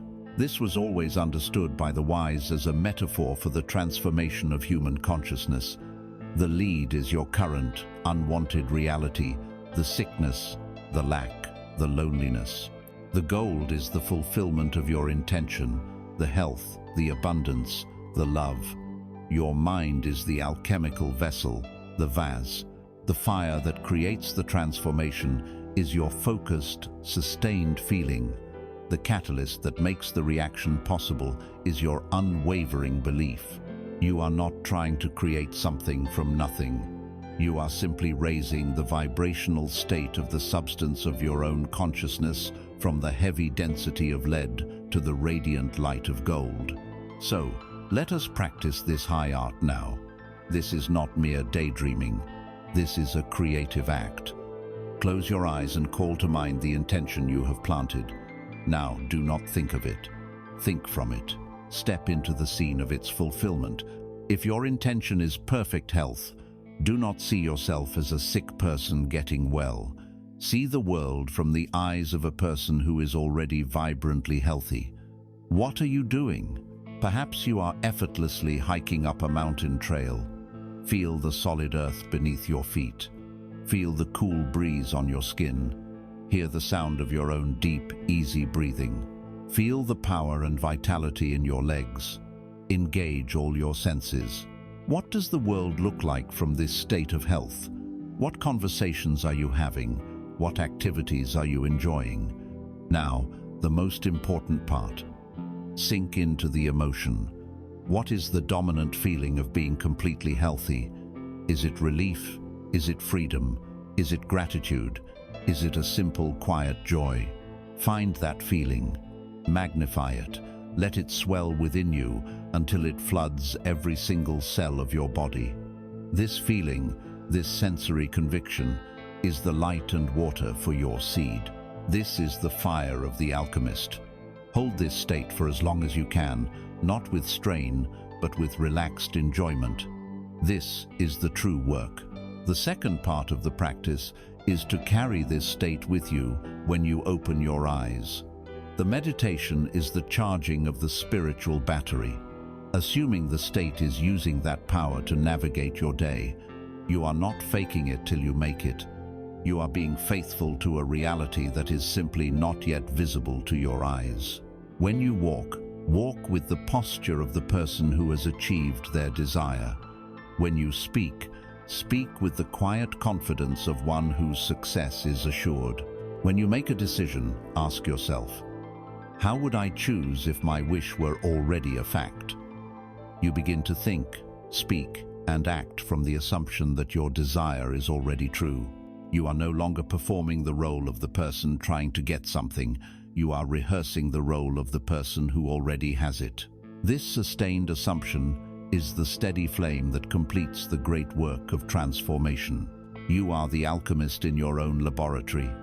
You have the vessel, you have the fire, and you have the raw material of your own consciousness. The world of lack and limitation is the lead. The world of your fulfilled desire is the gold. The catalyst is your belief, your faith in the unseen, your willingness to feel what is not yet physically present. This is the bridge between the invisible and the visible, the process by which thought and feeling crystallize into the hard facts of your life. You have planted the seed and learned to tend it with the light of your belief. You are no longer just the gardener. You are the alchemist, turning the lead of what is into the pure gold of what you declare to be. And now, you are ready to speak of this gold as if it were already in your hand. Having learned to enter the inner laboratory of the soul, to tend the alchemical fire of belief, and feel the pure gold of your fulfilled desire as a present fact, you now arrive at the next crucial stage of creation. The inner state must be announced. The silent knowing must be given a voice. For a king who never speaks from his throne holds no power in the kingdom. All great traditions of creation, from ancient scriptures to modern metaphysics, agree on one fundamental point. In the beginning, there is the Word. We must now learn the sacred and awesome responsibility of speaking your world into existence. For your entire life, you have been using this divine power, but you have been using it unconsciously. You have been using it to describe, and in doing so, to perpetuate the realities you wish to escape. Your words are not, and have never been, mere descriptive sounds. They are incantations. They are vibrational commands. They are spells that you cast upon yourself and your world with every sentence you utter. Think of the casual curses you cast upon yourself every single day. I'm so exhausted. I'll never get this done. I'm terrible with names. That's just my luck. Something always goes wrong. I can't afford that. Each of these statements, spoken with feeling and conviction, is a powerful affirmation. It is a direct command to your subconscious mind and a clear signal to the universe. Your subconscious, like a loyal and unquestioning servant, hears "I am exhausted" and dutifully proceeds to create the physiological state of exhaustion. The universe, as the great mirror, hears your declaration of bad luck and dutifully reflects back circumstances to confirm your belief. Complaining is perhaps the most insidious form of this negative magic. When you complain about the weather, the traffic, your government, or your health, you are not merely describing a situation. You are entering into a vibrational state of victimhood and lack, and you are using the creative power of your word to pray for more things to complain about. The universe hears the feeling behind your words, the frustration, the powerlessness, and generously provides you with more circumstances that will evoke that exact same feeling. Your words are the rudder of a massive ship. A small, consistent turn of this rudder will, over time, guide the great vessel of your life to a completely different continent. You have been unconsciously setting a course for the land of lack and frustration. Now, we will learn to take hold of this rudder with conscious intent. Herein lies the next internal conflict. The practice of conscious speech requires you to stop speaking about what your five senses are reporting and to start speaking about the higher truth you have established in your imagination. This will feel, at first, like lying. It will feel inauthentic. When your body is in pain, how can you say, "I am vibrant health"? When your bank account is empty, how can you declare, "I am limitless abundance"? Your logical mind will scream that you are delusional. It is at this moment you must use your sword of discernment. You must understand that you are not lying. You are simply choosing which reality to give your energy and your voice to. Are you going to be loyal to the past, which created your current circumstances? Or are you going to be loyal to the future you are now creating in the present?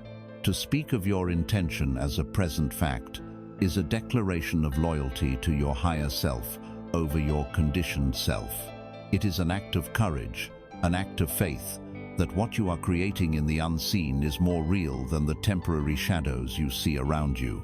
The core message is this: use your words not to describe the prison, but to command the door to open. You are the sculptor, and your life is a great, unformed block of marble. Every word you speak is a strike of the chisel. Words of doubt, fear, and complaint are clumsy, random blows that chip away at the stone, leaving a scarred and formless mess. Words of power, of intention, of truth, are the precise, artful strikes of a master, carving out the beautiful statue that you have already seen in your mind's eye. Stop reporting on the mess. Start carving the masterpiece. So how do we practice this art? We begin with a simple but profoundly challenging spiritual discipline, a verbal diet, a complaint fast. For one entire day, from the moment you wake until the moment you sleep, make a covenant with yourself that you will not complain. Not about anything, not about the traffic, not about your coworker, not about the long line at the store, not about your fatigue. For one day, you will fast from the poison of negative speech. The purpose of this is not to become a perfect, non-complaining being overnight. The purpose is to become exquisitely aware of how deeply and automatically this habit is ingrained in you. You will be shocked. You will catch yourself mid-sentence a dozen times. When you do not judge yourself. Simply pause. And in that pause, make a new choice. You can either choose silence, which is always a powerful and dignified option, or you can practice the art of the reframe. The traffic is slow. Instead of complaining, you can say, "I am grateful for this quiet time to listen and breathe." Your body feels tired. Instead of announcing it, you can affirm, "I am allowing my body to rest and rejuvenate deeply." This practice makes you a conscious guardian at the gate of your own mouth. The second practice is more direct. It is the practice of speaking your truth into existence with authority. Take the sacred list of intentions you created. Go to a mirror. This is important, for the mirror does not allow you to hide. Look deep into your own eyes. See past the personality, the mask you wear for the world. Connect with the eternal, silent witness behind your eyes. Take a deep, calming breath, and then announce your truth. Do not ask, do not plead, do not hope. Announce, "I am financial freedom and abundance." Speak the words slowly. Feel the vibration of them in your throat, in your chest. "I am radiant, vital health." As you speak, see the truth of it in your own eyes. Watch your reflection as you speak these words. At first it may feel strange, but with practice, something shifts. You will see a flicker of recognition in your own eyes. You are not trying to convince yourself of something untrue. You are reminding yourself of who you truly are, beneath the layers of conditioning. You are speaking to the universe, yes, but more importantly, you are speaking to your own subconscious, impressing upon it its new marching orders. This is how you align your inner and outer worlds. You have cultivated the inner feeling of gold, the alchemical transmutation of belief. Now you are learning to name that gold, to speak of it, to give it form and substance through your words. You are weaving together feeling and speech, creating a single, harmonious, and powerfully coherent signal that radiates from your being. You are no longer a discordant collection of contradictory thoughts, feelings, and words. You are becoming a focused, resonant instrument of creation. You have learned to feel the truth and now to speak the truth. But there is a vibration even more subtle and powerful than speech. It is the silent, magnetic frequency of a held state, a state that you must now learn to maintain in the face of all opposition. You have felt the truth in the crucible of your imagination. You have given it voice, speaking it into the world as a present fact. But both the intense feeling of the alchemical meditation and the deliberate speaking of the affirmation are, in a sense, active practices, moments of conscious, focused creation. They are the charging of the battery. Now, we must learn how to live from that charge. We must fuse these powerful moments together until they form an unbroken, harmonious continuum. The ultimate art is not found in the momentary peak experiences of creation, but in the silent, constant, magnetic hum of an embodied reality. We must now attune ourselves to the powerful, subtle physics of the vibration of a held state. Imagine your consciousness is a sophisticated radio receiver capable of tuning into an infinite number of stations. Each station is a possible reality broadcast on a specific frequency. The reality of lack, loneliness, and struggle is broadcast on one frequency. The reality of abundance, love, and ease is broadcast on another. The universe does not judge which station is better. It simply plays whatever frequency you are tuned to. Your dominant state of being the sum total of your background mood, your unconscious assumptions, and your prevailing feelings is your tuner. It determines which station you are listening to. Herein lies the reason so many spiritual efforts fail. You may spend 20 minutes in the morning dutifully tuning your dial to the frequency of joy and abundance. But for the next 23 hours and 40 minutes, you allow your thoughts and moods to drift, and the tuner automatically slips back to the old, familiar default station of worry and lack. The universe is not responding to your 20 minutes of effort. It is responding to your 23 hours of default vibration. Your primary work, therefore, is to make the new desired state your default setting. It is to make the frequency of your fulfilled desire your new home. This is the ultimate challenge. It is where the spiritual theory meets the friction of daily life. You have just finished a beautiful meditation, feeling serene and prosperous. You feel the vibration of your wish fulfilled humming through your being. Then you open your email and see an unexpected bill, or your child has a tantrum, or a colleague criticizes you. In that instant, you are at a crossroads. The external world is testing you. It is baiting you, tempting you to react in the old way, to let the tuner of your consciousness immediately snap back to the station of anxiety. This is the great conflict, the battle to maintain your inner poise in the face of outer chaos. The circumstances of your life are not the cause of your state, they are the test of your state. They are the universe asking you, are you sure? Are you sure you are the peaceful, abundant person you declared yourself to be? Here, let's see how you handle this. This leads us to the philosophical core of creation. Your primary task is not to do anything to get what you want. Your primary task is to be the person who already has it. The universe is not impressed by your hustle, your struggle, or your desperate action. It is imprinted by your being. Action taken from a state of lack is frantic, needy, and ultimately ineffective. It is pushing against the world. Action taken from a state of fullness, peace, and abundance is inspired, effortless, and powerful. It is dancing with the world. Therefore, the most potent creative action you can take is the seemingly passive act of maintaining the feeling of your wish fulfilled, regardless of what the mirror of the world is currently reflecting.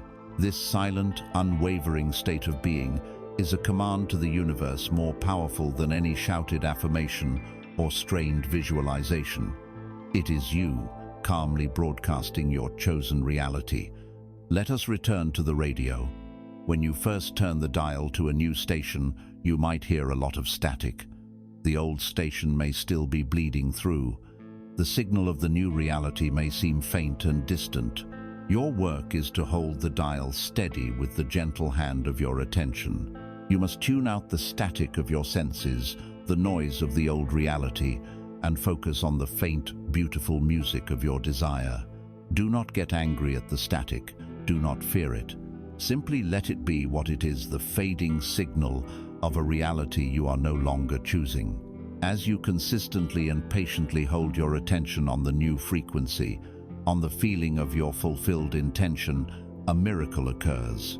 The new signal gets stronger, the music becomes clearer, and the static of the old reality begins to fade into the background until eventually you can barely hear it at all. You have successfully locked into a new broadcast. You have made it your default station. So how do we practice this art of holding the dial steady amidst the storms of life?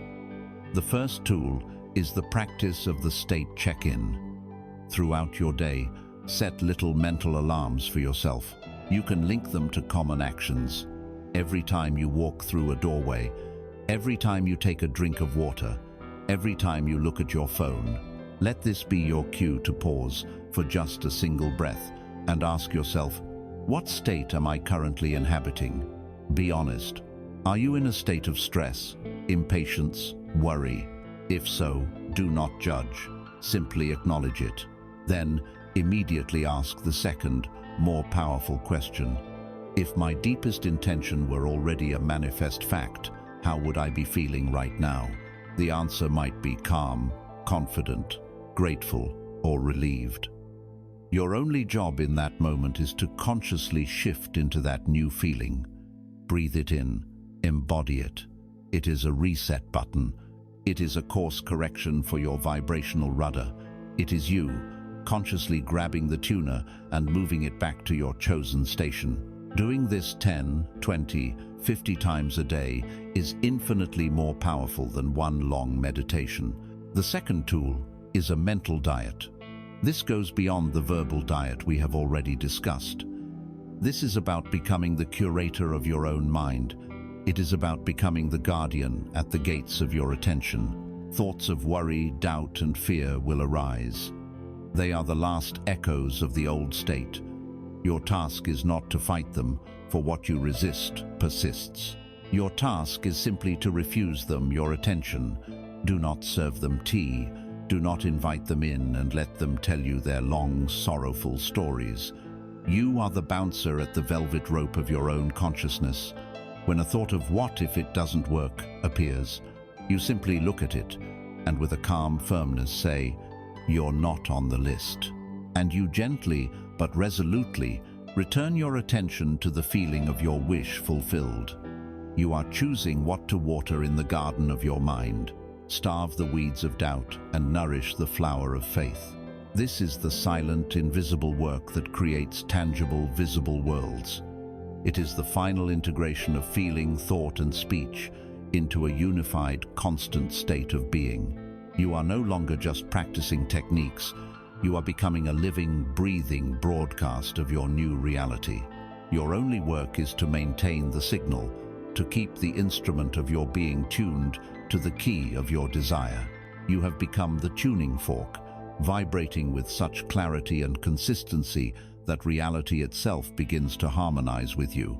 Now that you are holding the frequency with such fidelity, you must learn to trust the universe to handle the transmission. You must learn the final, subtle art of letting go. You have become a master of the inner world, a conscious broadcaster of a new reality. You have learned to hold the subtle vibration of your fulfilled desire with focus and fidelity, maintaining the signal through the static of daily life. It is here, at this point of what seems like maximum spiritual effort and control, that we must introduce the most paradoxical, the most subtle, and the most profoundly liberating grace note in the entire symphony of creation. Having done all the work of holding on, you must now learn the supreme art of letting go. You must open your hands, release your perfectly crafted intention to the heavens, and surrender your creation to the great, unseen power of the wind of detachment. For many, this is the most difficult step, for it seems to run contrary to everything you have just learned. Let go, the ego protests. After all this work of focusing, feeling, and holding the state, if I let go, surely it will all drift away. Nothing will happen. This protest is born from the deepest misunderstanding of the creative process. We must now use our sword of discernment to separate two very different energies, desire and attachment. Desire, in its pure form, is a divine, creative impulse. It is the universe seeking to express a new possibility through you. It is clean, expansive, and joyful. Attachment, on the other hand, is a child of fear. It is a tight, anxious, clenching grip on your desire. It is the energy of neediness, and it broadcasts a single, powerful, contradictory message to the universe. I do not truly believe I have this, which is why I need it so desperately. Attachment is the saboteur that shows up at the final stage of creation. It is the energy that cancels out your beautiful, coherent signal. It manifests as a constant, anxious checking for results. You perform your inner work, and then you immediately run to the window of your senses to see if your package has arrived. You are constantly scanning your reality for signs, for proof that it's working. You become obsessed with the how and the when. You try to mentally engineer the entire process to figure out the sequence of events that will lead to your goal. This is the ego, terrified of the unknown, trying to play the role of the universe. This anxious, controlling energy is a form of resistance. It is like planting a seed in the ground and then digging it up every 10 minutes to see if it has sprouted. Such a seed can never grow. It is trampled by the very anxiety of the gardener. This is the great internal conflict of the creator, the battle between control and trust. Your conscious mind believes it must control the process from start to finish. It wants a detailed blueprint and a guaranteed timeline. The universal mind, the infinite intelligence that orchestrates the dance of galaxies, operates on principles of flow, synchronicity, and surprise that are far beyond the comprehension of your limited intellect. The final test of your faith is this: can you do your part, the sacred inner work of aligning your state of being, and then trust this greater intelligence to handle the logistics? Can you surrender your how and your when to a wisdom that is infinitely more vast than your own? The core message is this: detachment is the ultimate expression of faith. It is not indifference. It is not giving up. It is a state of serene and confident knowing. It is the calm assurance that what you have created in the unseen is a finished fact, and its appearance in the seen is now inevitable. Think of how you feel after ordering a product from a trusted, reputable company. You place the order, you receive the confirmation, and then you let it go.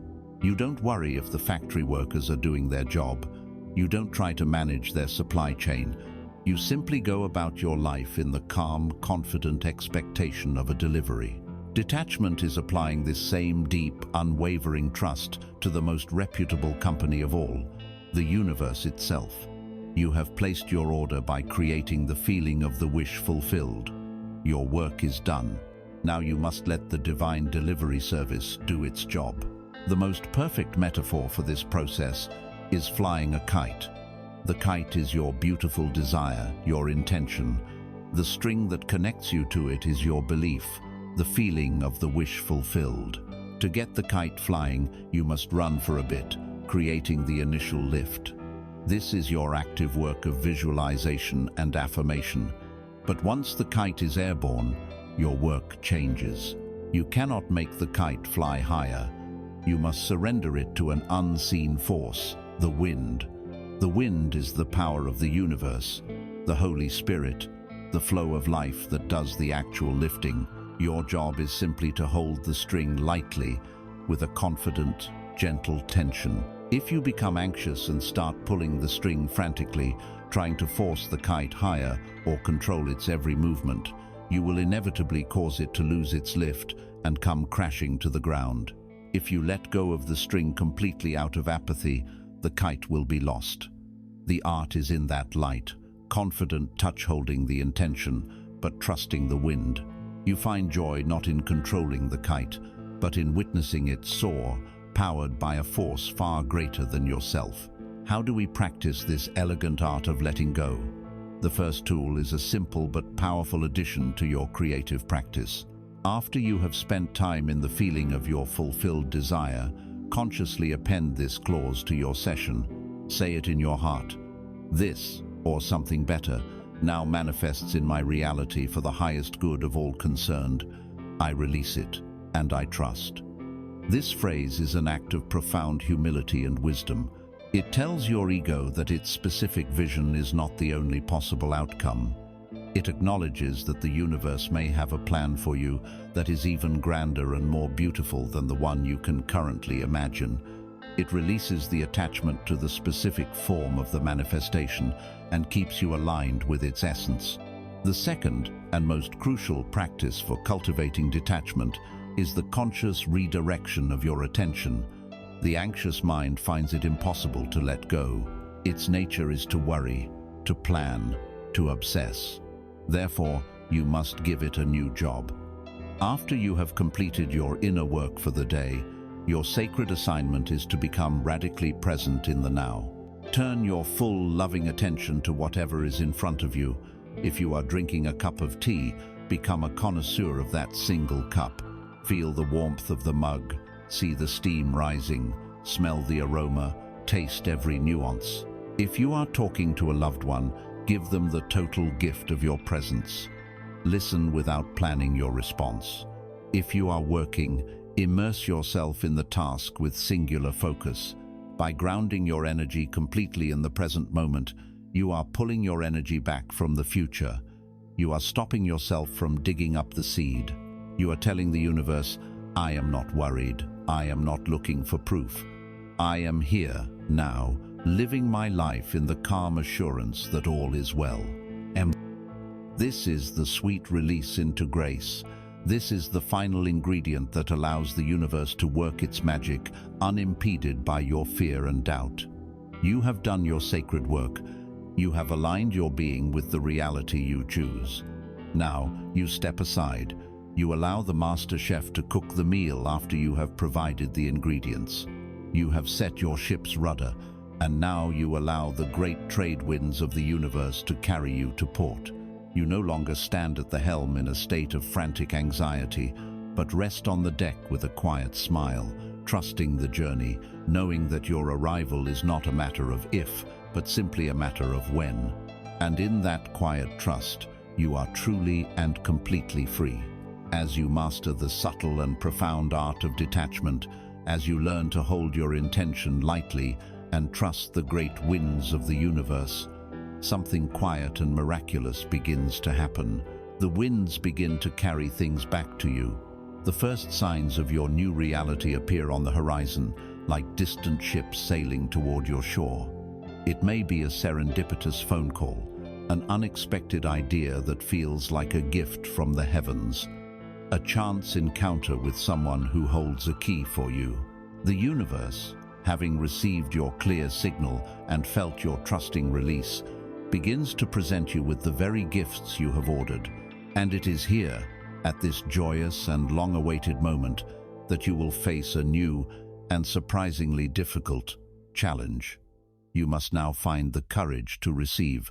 This may sound absurd. The courage to receive. The ego scoffs.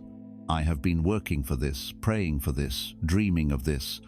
Of course, I am ready to receive. But the subconscious mind holds deeper, older stories. For many of us, buried deep within our being is a profound sense of unworthiness. It is a wound we have carried since childhood, a subtle, pervasive feeling that we are not quite good enough to deserve the beautiful things life has to offer. We were taught not to be greedy, not to want too much. We learned to associate receiving with taking and to feel a sense of guilt for it. Perhaps past traumas taught us a more painful lesson, that every time something good happens, something terrible is sure to follow. The other shoe is always about to drop. And so, we have developed a subconscious upper limit problem. We become deeply uncomfortable with too much joy, too much success, too much love. It feels unfamiliar and therefore unsafe. This unworthiness wound is the secret saboteur of our creations. It is a misguided loyalty to our old identity. We have grown accustomed to the identity of the one who struggles, the one who overcomes adversity, the one who never has enough. When evidence to the contrary begins to arrive, this old identity feels threatened. And so, it engages in subtle acts of self-sabotage to restore the familiar equilibrium of lack. This is the inner conflict. Your conscious mind celebrates the arrival of the gift, while your subconscious mind works tirelessly to reject it. It manifests as the voice that whispers, "This is too good to be true," when an amazing opportunity lands in your lap. It is the impulse to immediately deflect a heartfelt compliment with self-deprecating humor. It is the sudden, inexplicable urge to pick a fight with a loving partner just when things are going perfectly. It is the terror of opening your heart fully, because the memory of past pain makes receiving love feel like standing on a cliff edge. You have asked the universe for rain, and now that the clouds have gathered, you are holding your cup upside down. We must come to understand a core truth. Receiving is not a passive act. It is an active and courageous skill. It is the conscious choice to embody your own worthiness. The universe is a force of infinite generosity. It is constantly flowing, constantly giving, constantly seeking to express its abundance through you. It cannot, however, force its gifts into a closed hand. You must be willing to open. You must be willing to unclench the fist of your old identity and open your palm to the sky. To receive a gift fully and gracefully is to honor the giver, and the ultimate giver is life itself. To reject its gifts, to deflect them with "I don't deserve this," is to send a powerful message back to the universe. You are mistaken in your assessment of me. I am not worthy of your generosity. And the universe, which always honors your free will sadly acquiesce and cease to send the gifts you are refusing. Imagine walking through your life with your hands clenched into tight fists. You are praying for sustenance, begging for life to hand you its treasures, all the while unaware that a clenched fist cannot receive anything. The work of this stage is the slow, conscious, and deliberate unfurling of that fist. It is the relaxation of the muscles of resistance, the letting go of the tension of unworthiness. Or imagine your sense of self is a beautiful cup, but past hurts have left it riddled with fine cracks. The universe can pour blessings into this cup: love, abundance, opportunity, but they immediately leak out through the cracks of "I'm not good enough, I'll only mess it up," or "This won't last." The work of healing this wound is the sacred art of sealing these cracks with the golden lacquer of self-love and self-acceptance, making yourself a worthy vessel capable of holding the blessings you are given. So how do we practice this courage? How do we learn to open our hands? We start with the small things. We retrain our nervous system through our daily interactions. The first practice is that of graceful acceptance. The next time someone pays you a compliment on your work, your appearance, your character, I want you to perform a small, conscious ritual. First, pause. Do not rush to deflect it. Take a single deep breath and let the positive energy of their words actually enter your field. Let it land. Second, make eye contact with them. This creates a genuine connection and acknowledges the gift. Third, smile, and with sincerity, say the two most powerful words of receiving: "Thank you." That's it. No additions. No, "Oh, this old thing?" No, it was nothing really. Just a simple, clean, and graceful "thank you." With this small act, You are telling your subconscious mind, I am a person who is worthy of praise. I am open to receiving positive energy. Apply this same principle to offers of help. If someone offers to carry a bag for you or to help you with a project, resist the default programming of, no, I'm fine, I can do it myself. That is the voice of an ego that believes it must struggle alone to be strong. Instead, pause, smile and say, thank you, I would appreciate that. Allowing others to give to you is a gift to them as well. It allows them the joy of contribution. You are learning to participate in the sacred, reciprocal flow of giving and receiving. The second practice is the gratitude amplifier. This goes deeper than merely listing things you are grateful for. At the end of your day, choose one small good thing that happened. It could be the unexpected warmth of the sun on your face, a kind word from a stranger, the taste of your favorite food, or a moment of quiet peace. Close your eyes. Bring that moment back into your mind in vivid detail. Now, instead of just thinking about it, feel the gratitude for it. Amplify that feeling in your body. Let the warmth of thankfulness spread through your chest, down your arms, into your belly. Feel it as a physical sensation. Saturate every cell of your being with this golden feeling of gratitude. This practice does something profound. It trains your entire being to hunt for the good. It magnetizes you to positive experiences and tells your subconscious mind, I am a person to whom good things happen, and I celebrate them when they do. And the law of the universe is that what is celebrated replicates. You have worked so hard to clear the channel and broadcast your signal. Do not block the delivery at your own doorstep. The act of receiving completes the circuit of creation. The universe provides, that is its out-breath. You must receive, this is your in-breath. Without both, the flow of life is broken. You are no longer just a creator who sends intentions out into the void. You are learning to become a gracious receiver, a worthy vessel for life's infinite blessings. Your hands are opening, your heart is ready, and the universe, which has been waiting patiently to shower you with its gifts, can finally rejoice as you learn to let them in.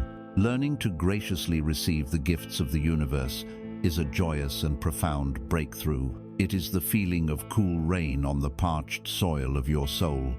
But a single rainfall, no matter how nourishing, will not sustain a garden for a lifetime. A single nourishing meal will not sustain a body for a year. To ensure the harvest is continuous, to transform these powerful breakthroughs into a new and lasting way of being, we must now speak of the most grounded, the most practical, and perhaps the most crucial element of all. We must move beyond isolated practices and establish the unwavering rhythm of a new life. We must build the temple of our days upon the bedrock of the discipline of a new dialogue. The word discipline often lands with a heavy thud. It conjures images of harsh deprivation, of rigid, joyless regimens, of a stern drill sergeant shouting in our minds. We must use our sword of discernment to cut away this old, painful definition and replace it with a new one. In this new world we are building, discipline is not punishment. Discipline is devotion. It is the supreme act of self-love. It is the choice to honor the magnificent, fully realized being you are becoming over the fleeting, momentary comforts of the person you used to be. It is the daily, conscious act of reinforcing the new neural pathways in your brain, of strengthening the new energetic signature of your being, until the new way becomes your default way. Transformation is not the result of one fiery, mountain-top epiphany. It is the cumulative, quiet, and inevitable result of thousands of small, conscious choices, repeated day after day. Herein lies a subtle but powerful internal conflict. The initial stages of this journey can be thrilling. The new concepts are exciting, the breakthroughs are exhilarating, and you feel a spiritual high. But eventually, this initial excitement fades, as all highs do. and it is replaced by the mundane reality of daily practice. The ego gets bored. It craves novelty, drama, and new stimulation. It will whisper, "You've already learned this. This is repetitive. Let's find a new book, a new technique, a new teacher." It will tempt you with the allure of the quick fix, the spiritual shortcut. This is a critical juncture where many seekers fall off the path. They abandon the steady, patient work of cultivation in search of another exciting event. The conflict is between the ego's desire for entertainment and the soul's deep need for consistency. The core message we must integrate is this: freedom is not an event, it is a habit. Peace is not a destination you arrive at, it is a path you walk, step by step, every single day. The powerful, awakened being you wish to become is not forged in a single moment, but is built, choice by choice, through the quiet, consistent discipline of your new inner and outer dialogue. Discipline is not the opposite of freedom. It is the strong, flexible container that makes true freedom possible. It is the riverbanks that allow the river of your life to flow with power and direction. Without the banks, the river becomes a swamp. Discipline is simply remembering what you want most over what you want now. Think of a concert violinist. The audience in the grand hall only sees the glorious final performance. They see the passion, the effortless mastery, the breathtaking beauty of the music. What they do not see are the thousands of unseen hours, year after year, spent in a small room, alone. They do not see the tedious, unglamorous and repetitive practice of scales, arpeggios, and exercises. The mastery is not created on the stage. It is revealed on the stage. It is forged in the solitude of the daily discipline. Your life is the grand concert hall. The beautiful, harmonious life you desire is the performance. Your daily, conscious practices, your moments of silence, your affirmations, your gratitude, these are your scales. They may sometimes feel repetitive or unexciting, but they are the very substance of your mastery. You are not just doing exercises, you are in training for the masterful performance of your own life. So how do we structure this loving discipline? We do not need a rigid, complicated schedule. We need elegant, powerful bookends for our day. We need a foundation for the morning and a review for the evening. We must begin the day by creating our world from the inside out, before the external world has a chance to impose its chaos upon us. This is your non-negotiable sacred morning practice. It need not be long, but it must be consistent. It has 4 simple parts. First, silence. Before you touch your phone, before you let the news of the world in, give yourself 5 to 10 minutes of quiet. Simply sit, watch your breath, connect with the still, silent witness within. This is you, tuning your instrument before you begin to play. Second, intention. With this connection established, call to mind your core intentions. Review the sacred list you created. Speak them aloud. I am serene peace. I am vibrant health. Feel the truth of these statements.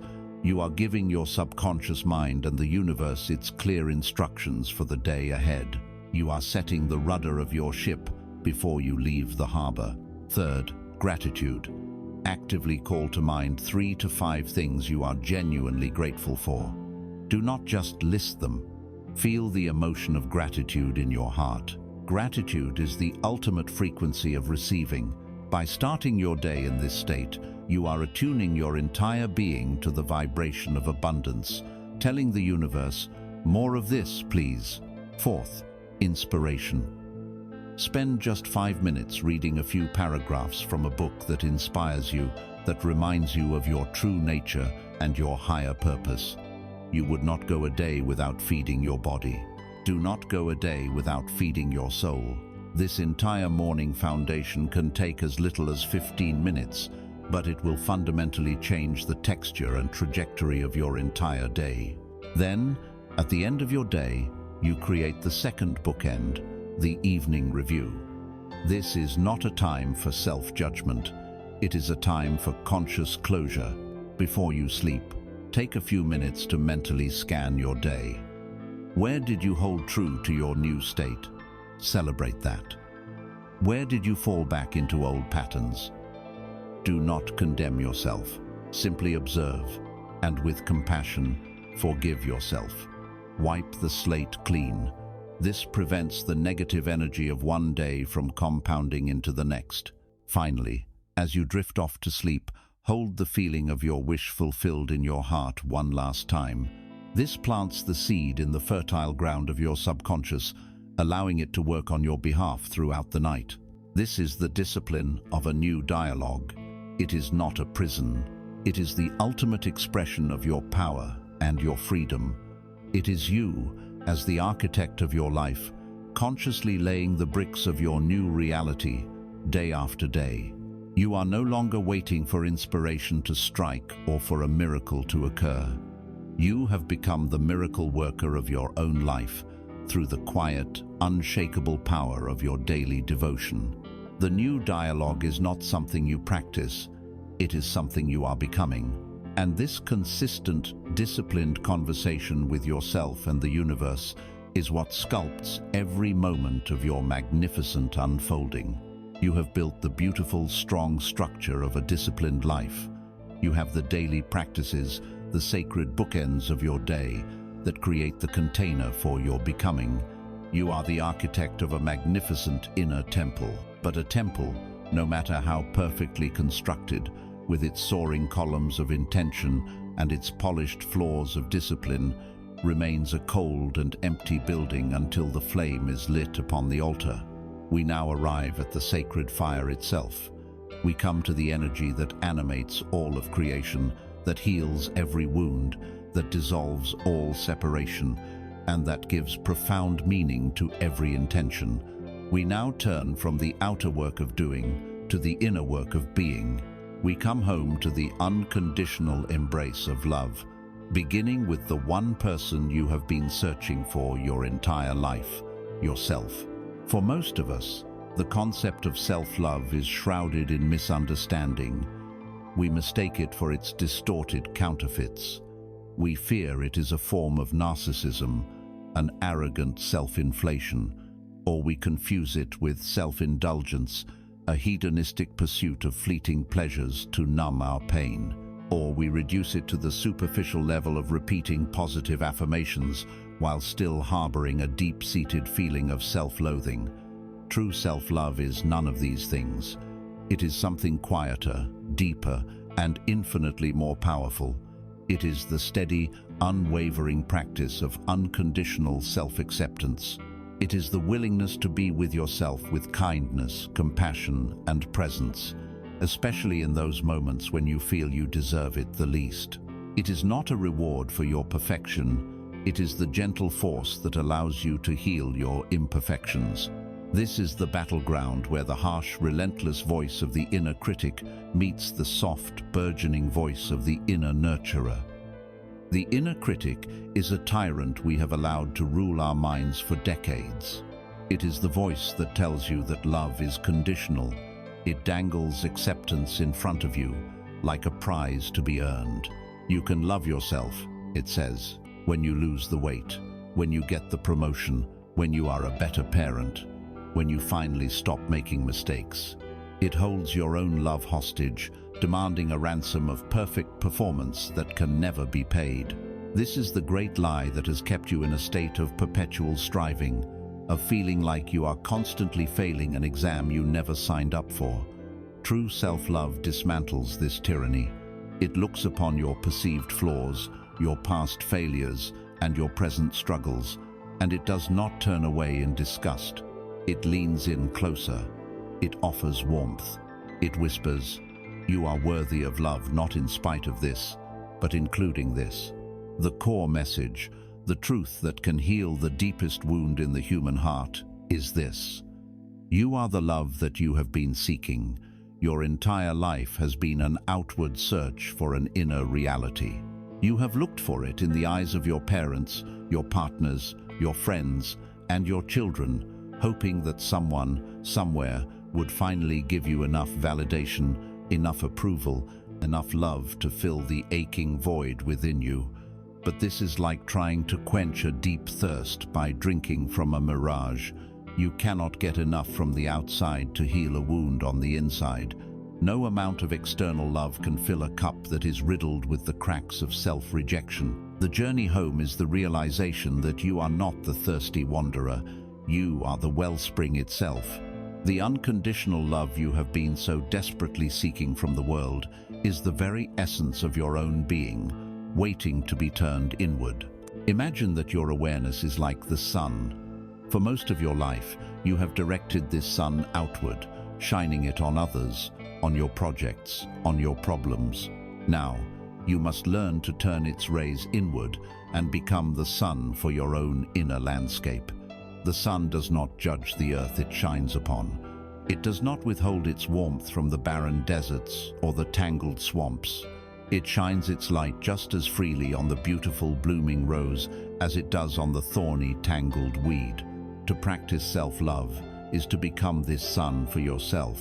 It is to shine the light of your gentle, non-judgmental awareness on all the parts of you that you have hidden in the shadows. Your shame, your fear, your anger, your grief. You do not shine the light to burn them away, but simply to warm them, to acknowledge them, to bring them back into the wholeness of your being. Imagine the feeling of being held, truly held. The feeling of being in a safe, strong embrace where all of your flaws, all of your mistakes, and all of your insecurities are completely known, and yet you are held with an unwavering, unconditional love. This is the embrace every human soul longs for. This is the embrace you can now learn to give to yourself. We will practice this now. I invite you to pause and place your right hand over the center of your chest, over your heart. Close your eyes. Take a deep, slow breath. For a moment, just feel the warmth of your own hand on your own body. This is a gesture of profound tenderness. Now, silently, in your mind, offer yourself a few simple words. Speak to the frightened, struggling, imperfect part of you. You might say, "I am here. I am with you. I will not abandon you. You are doing the best you can with what you know. I love you. I accept you, exactly as you are in this moment." Breathe, feel those words. They are not just words, they are a balm. They are the water for a thirsty soul. This simple practice, done for just a minute a few times a day, can regulate your nervous system and begin to heal the deepest wounds of abandonment. The second practice is the compassionate reframe. The inner critic will not vanish overnight. It will still arise. But now, you will have a new response. When you make a mistake and the old voice starts its tirade, "You're so stupid, you always mess everything up," you will consciously pause, you will take a breath, and you will introduce the new voice, the voice of a wise and loving friend. This voice might say, "That was a difficult situation, and I am still learning. It's okay to make mistakes. What is the lesson here? How can I support myself right now?" You are learning to speak to yourself with the same kindness and understanding you would offer to someone you deeply love. You are reparenting yourself with the compassion you may not have received. This is not a selfish act. In fact, it is the most generous and world-changing act you can perform. For when you finally fill your own cup to overflowing, the love that spills over is a pure, unconditional gift to everyone you meet. You will no longer engage with others from a place of neediness, of seeking their approval. You will engage with them from a place of fullness, of offering them the overflow of your own self-acceptance. You have come home. The long, exhausting search for love is over. You are now held in the safe, warm, unconditional embrace of your own being. From this place of profound safety, from this place of unwavering love, all things are possible. From here, all true healing begins. Now that you have learned to hold yourself in the steady, unconditional embrace of love, you have activated the most powerful healing agent in the known universe. This love is not a passive, sentimental feeling. It is a potent, transformative, and intelligent force. Its first sacred task is to approach the great walls you have built around your heart, the heavy, invisible armor you have worn for protection, and to begin the slow, patient, and beautiful process of dissolving the armor of fear. For years, perhaps for your entire life, you have been living inside a fortress of your own making, believing it was keeping you safe, only to realize it has also been keeping you a prisoner. This armor takes many forms. For some, it is the sharp, glittering armor of cynicism and sarcasm, deflecting any genuine emotion with a shield of clever wit. For others, it is the heavy, impenetrable armor of emotional distance and unavailability, keeping everyone at a safe, uncrossable moat's length. For some, it is the polished, perfect armor of perfectionism, the desperate attempt to be so flawless that no one can ever find a chink to wound you. For others still, it is the rigid armor of control, the need to manage every outcome and micromanage every person, so that you are never again surprised by the pain of the unexpected. Look within yourself with honesty and compassion. You know your own armor well. You can feel its familiar weight. We must honor this armor before we can release it. You forged it for a good reason. It was an intelligent strategy created by a younger, more vulnerable version of yourself to survive in a world that felt unsafe. It protected you from real or perceived threats. It shielded your tender heart from the harshness of judgment, rejection, or betrayal. But the armor that protects a sapling will eventually choke the mighty oak tree. The fortress that was once a necessary shelter has become a self-imposed exile from the vibrant, unpredictable, and beautiful landscape of life. The armor that keeps pain out also keeps love out. It deflects criticism, but it also blocks intimacy. It prevents failure, but it also smothers creativity. It keeps you safe, but safety is not the same as aliveness. You have been walking through the world encased in metal, unable to feel the sun on your skin, the breeze in your hair, or the touch of another's hand. The deep internal conflict you now face is the choice between this familiar safety and true aliveness. A part of you, the part that brought you on this journey, yearns to feel again. It longs for authentic connection, for deep intimacy, for the joy of spontaneous expression. But the part of you that forged the armor, the guardian of your past wounds, is terrified. It screams, "Do not take this off. It is all that protects you. If you become soft, you will be broken. If you trust, you will be betrayed." The world is dangerous, and you need this to survive. This is the conflict between the soul's desire for expansion and the ego's obsession with self-preservation. To shed the armor feels like standing naked on a battlefield. It feels like the ultimate vulnerability. And so we arrive at a profound truth. The armor of fear cannot be shattered by force. You cannot attack your cynicism, your perfectionism, or your need for control and hope to win. To fight your armor is an act of fear itself, and fear only strengthens fear. It is like trying to hammer out a dent in metal. You will only create more dents, more damage.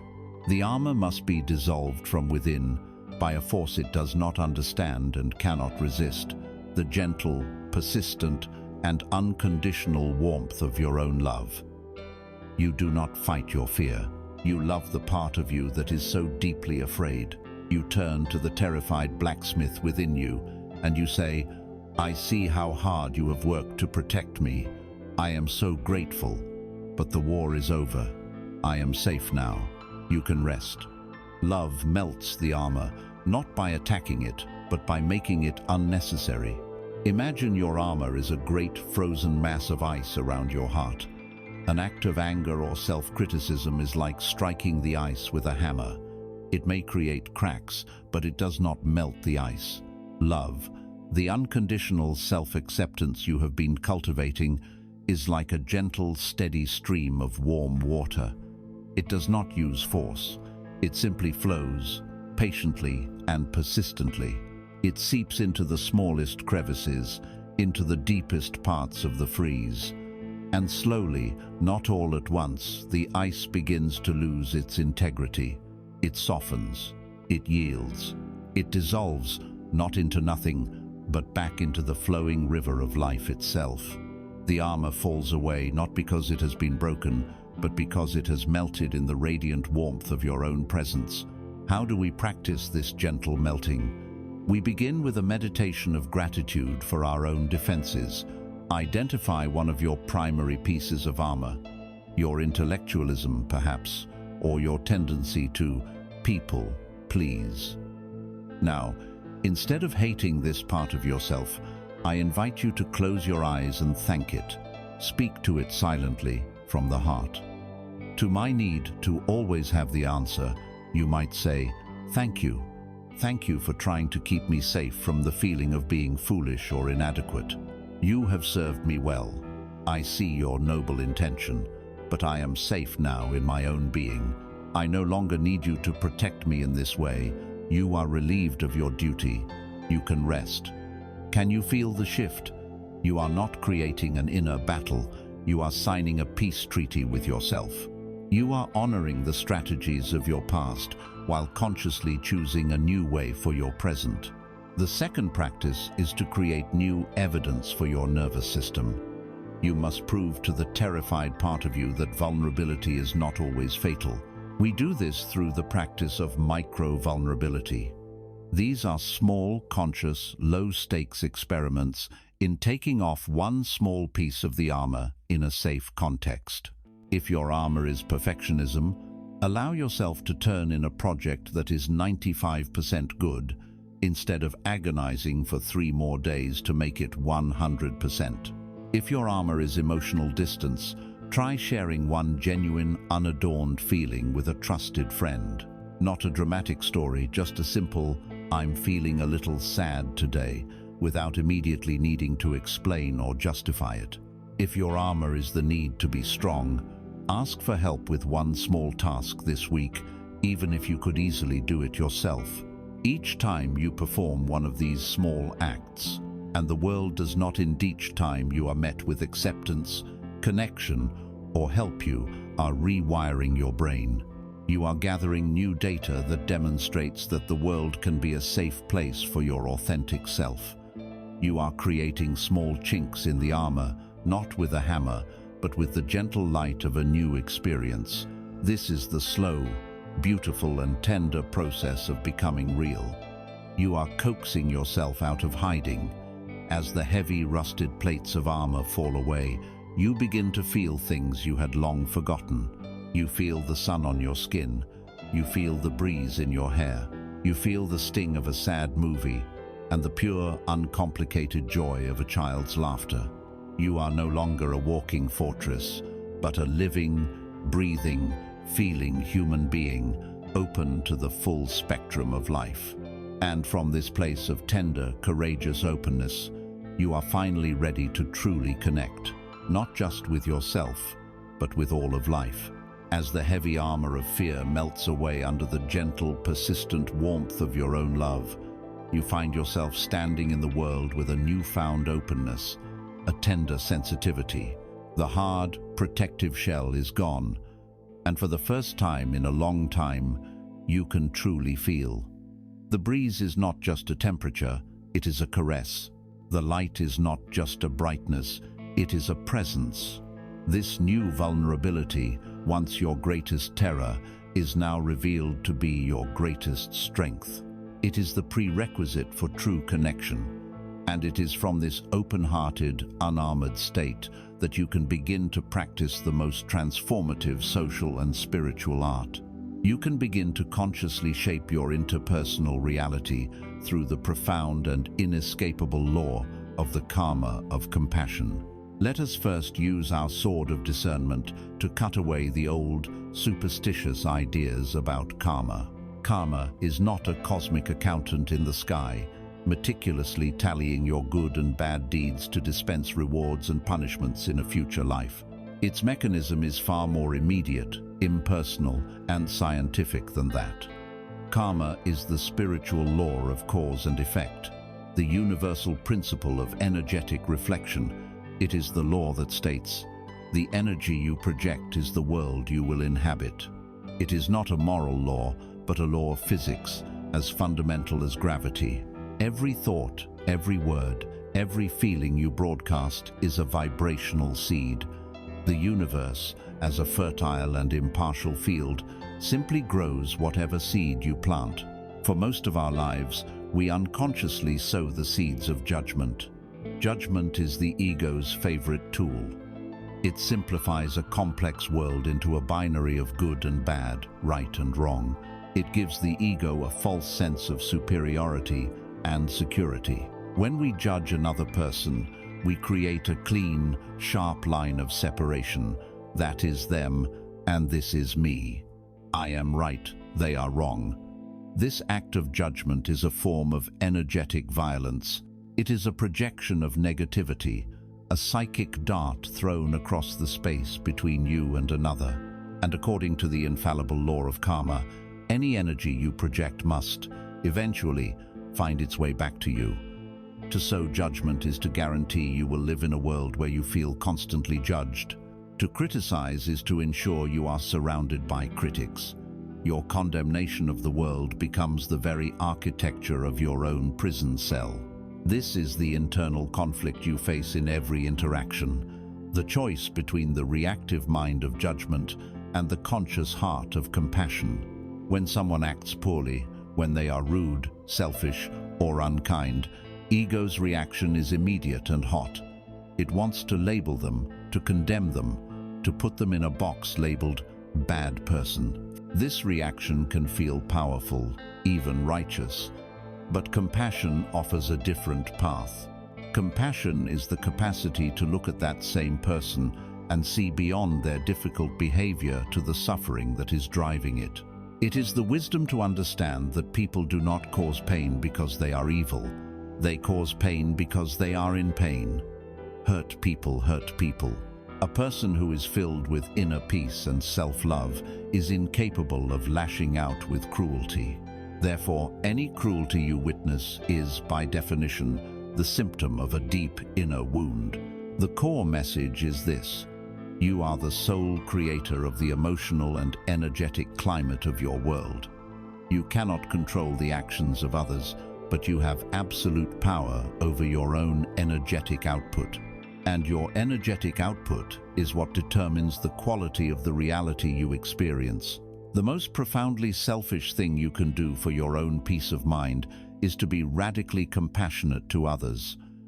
When you choose to project compassion instead of judgment, you are not doing it for their benefit. You are doing it for yours. You are making a conscious decision about the kind of world you wish to live in. Do you wish to live in a harsh, critical world, or a gentle, understanding one? The choice is yours in every moment. Imagine you are standing alone in a vast, silent valley. The rock faces all around you are the people and circumstances of your life. The law of this valley is the law of the echo. Whatever you shout, the valley will shout back to you. If you scream an insult, "You are a fool," the words, "You are a fool," will echo back at you from every direction, surrounding you with the very energy you created. If you shout with anger, the sound of anger will reverberate all around you. Now, imagine you pause, take a breath, and whisper a simple, heartfelt blessing into the valley. "I wish you peace." From all around, the gentle echo returns. "Wish you peace, peace, peace." You have not changed the valley, you have only changed what you sent into it, and in doing so, you have completely transformed your experience of being there. Your life is this valley. Compassion is the voice that creates the beautiful echoes you long to hear. So, how do we practice this? How do we choose compassion when our first instinct is judgment? We begin with a simple shift in our internal inquiry. When you are confronted with a difficult person, instead of immediately reacting, you pause. You take a breath. and you ask yourself a new question. I wonder what story of suffering is playing out inside of them right now. I wonder what fear is driving this behavior. This question is a circuit breaker. It interrupts the instantaneous arc of judgment. You are not condoning their behavior. You are not becoming a doormat. You are simply choosing to shift your own energetic state from one of reactive anger to one of detached, compassionate curiosity. This protects your own inner peace, regardless of their actions. You realize their behavior is about them, and you refuse to let it become a source of poison within you. The second practice is an active one. It is the outward-focused application of the metta, or loving-kindness, meditation. Sit quietly and bring to mind someone who irritates you or with whom you have a difficult relationship. Allow the feeling of irritation to be there for a moment. Acknowledge it without judgment. Now, with your imagination, see this person not as the adult who frustrates you, but as a small child. See them as they once were, full of their own hopes and their own secret fears. See their own inner wounds. From your heart, from the place of stillness within you, silently extend a simple wish. It is not for them, but for you. It is to cleanse your own energy field. You might say, "For the sake of my own peace, I wish you peace. May you be free from the inner suffering that causes you to act in this way. May you be happy." This is the highest form of spiritual hygiene. You are refusing to allow another person's darkness to take root as resentment in the sacred garden of your own heart. You are wishing them well as an act of weeding your own soul. As you practice this, you begin to see the world through new eyes. You realize that the world is not a collection of separate, competing individuals, but a single, interconnected field of consciousness. The anger in another person is connected to the potential for anger in you. Their fear is connected to your fear, and your compassion is a healing balm that doesn't just soothe you, but sends a subtle, positive ripple out into the entire field. Every act of compassion you offer to another, you are truly offering to the part of yourself that is reflected in them. By healing your perception of the world, you heal your experience of the world. You move from being a solitary, defensive note to becoming a resonant, harmonious chord in the great symphony of life. As you consistently practice the karma of compassion, as you learn to look upon the difficult people in your life and see the suffering behind their actions, your heart begins to open to a new, more expansive and sometimes sorrowful awareness. You start to see the patterns. You recognize that the same fear of scarcity that drives a colleague to be ruthlessly competitive is the same fear that drives nations to hoard resources and wage economic war. You see that the same unhealed anger that causes a family member to lash out with cruel words is the same anger that, magnified 1,000,000 times, fuels ideologies of hatred and violence. You are no longer just looking at an individual's pain. You are gazing into the vast, ancient and shared wound of the human family. You have become conscious enough to perceive, and therefore ready to help heal, the collective shadow. The collective shadow is the sleeping dragon of humanity. It is the sum total of all the fear, greed, shame, rage and grief that has been suppressed, denied and unacknowledged by our species for millennia. It is the dark reservoir of psychic energy that we, as a whole, refuse to own. And because we refuse to own it within ourselves, we are compelled by an unconscious law to project it outward. We project it onto other races, other religions, other nations, creating the enemy upon whom we can unleash the very darkness we deny in ourselves. The great tragedies of human history are the result of this shadow running rampant, of this sleeping dragon stirring in its slumber and wreaking havoc upon a world that refuses to acknowledge its existence. To become aware of this is to face the next great internal conflict, the battle between despair and purpose. When you open your eyes to the immense suffering in the world, the wars, the poverty, the injustice, the destruction of our planet, the natural human reaction can be one of overwhelming powerlessness. Faced with such colossal problems, the ego offers two equally unhelpful responses. The first is righteous outrage. We become consumed by the news, addicted to the feeling of being on the right side, and we pour our precious life force into the energetic furnace of anger and blame. We do not realize that the energy of our fight, our hatred for the other side, only serves to feed the very shadow of conflict we claim to oppose. The second response is cynical apathy. The problem feels too big, the darkness too vast, so we shut down. We numb ourselves, we turn away, we decide that nothing can be done. This is a quiet surrender to the shadow. But there is a third path. It is the path of the conscious heart, the path of the spiritual warrior. It is the understanding that the most potent form of world-changing activism is the quiet, diligent, and often invisible work of healing your own share of the collective shadow. The core message is this: you cannot fight the darkness of the world. Darkness is not a substance, it is merely the absence of light. You cannot shovel darkness out of a room, you can only turn on a light. Your task is not to wage war on the world's problems, but to become such a steady and brilliant source of light in your own being that the darkness in your vicinity simply cannot sustain itself. Your personal peace is a direct and tangible contribution to world peace. Your inner clarity diminishes the collective confusion. Your self-love neutralizes a small portion of the world's self-hatred. Let us imagine you are a lighthouse standing on a rocky shore. The world is a vast and stormy sea.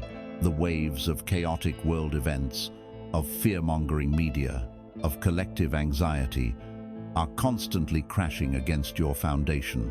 The old way was to be a small boat tossed about by these waves, at the mercy of the storm, feeling helpless and afraid. The path of the spiritual warrior is to realize you are not the boat, you are the lighthouse. A lighthouse does not fight the storm. It does not shout at the waves or try to command the winds. To do so would be futile and insane. It performs a much simpler and more powerful function.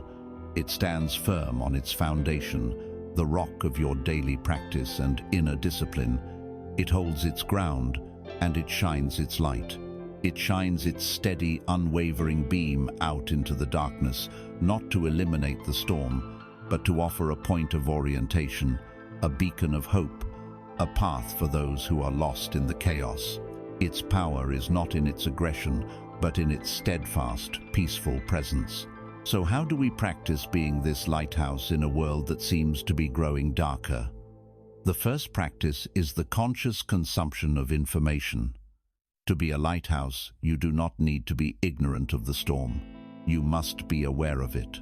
But you must learn to engage with information without becoming an energetic casualty of it. This means you can read the news, you can be informed about world events, but you do so with a new awareness. As you read about a tragedy or an injustice, you first allow for a moment of genuine human empathy. You let your heart connect with the suffering. Then, instead of allowing your mind to spiral into the familiar grooves of anger, blame, or fear, you pause, you take a breath, you become the lighthouse. From your heart, you radiate a silent wave of peace, a prayer, a feeling of compassion towards all beings involved in that situation. You offer your light to the situation instead of adding your fear to it. Then, you release it. You turn away from the screen and you go about your day with the primary task of tending to your own light, keeping your own inner state as peaceful and clear as possible. The second practice is the lighthouse meditation itself. In your quiet time, visualize this clearly. See yourself standing tall, rooted deep in the earth. Feel the solid, unshakable foundation of your own being, the peace you have so diligently cultivated. See the stormy seas of collective chaos swirling around you. Feel the waves of fear, anger, and grief crashing against your base. And know, with absolute certainty, that they cannot move you, they cannot touch the light within you. Now, bring your attention to the top of your head, your crown, and from this point, imagine a brilliant, warm, golden light beginning to shine. It is not a weak light, it is powerful and clear. It rotates slowly, steadily, sending its beam out across the dark waters, cutting through the fog and the rain. It is not effortful, it is not a strain, it is simply shining, because that is its nature. Sit in this visualization, feeling the profound stability of your foundation and the effortless radiance of your light. You are not trying to save the world, you are simply being a light in the world. And in doing so, you offer more help than any amount of struggle or outrage ever could. You must understand the profound significance of your personal journey. It has never been merely a selfish pursuit of your own happiness. Every time you chose compassion over judgment, you healed a small piece of the world. Every time you faced your own fear with love, you lessened the grip of fear on the collective psyche. Every time you found peace within your own heart, you contributed to the possibility of peace on earth. You are a single cell in the vast body of humanity. By committing to your own health and healing, you send a quiet, powerful message of coherence and wellness to the entire organism. Your peace is a quiet revolution. Your love is a silent prayer that is felt across the globe. You are not just healing your life, you are healing the world, having held the loving intention of healing for the entire world, having shined your light as a beacon into the collective shadow. We now gently return our gaze to our own intimate history. We bring our awareness back from the vast ocean of humanity to the unique landscape of our own soul. We have spent much of this journey together, healing our wounds, clearing our grievances, dissolving our fears, and learning to love what is. Now, we are ready for the final, most profound stage of this healing. We are not here to erase the past or to pretend the wounds were never inflicted. We are here to transform our relationship with them completely. We are here to learn the sacred and beautiful art of celebrating our scars. In our culture, we are taught to be ashamed of our scars, both the visible and the invisible. We are taught that a broken thing is a lesser thing. We strive for a facade of perfection, a smooth, unblemished surface to present to the world. We hide our past traumas, our periods of depression, our failures, and our heartbreaks as if they were evidence of a deep, personal flaw. We expend enormous amounts of energy trying to appear as if we have never been broken, never been lost, never been shattered. This hiding, this shame, keeps us in a state of quiet fragmentation. We live in fear of being found out, of someone seeing the cracks in our carefully constructed veneer. But this pursuit of an unblemished life is the pursuit of a life unlived. This is the internal conflict between the ego's desire for perfection and the soul's embrace of wholeness. The ego wants a pristine resume. It wants a life story that reads like a heroic epic, with no missteps, no detours into darkness. It looks back on your past hurts and labels them as failures. You were weak then, it whispers. You were foolish to trust. You should have been stronger.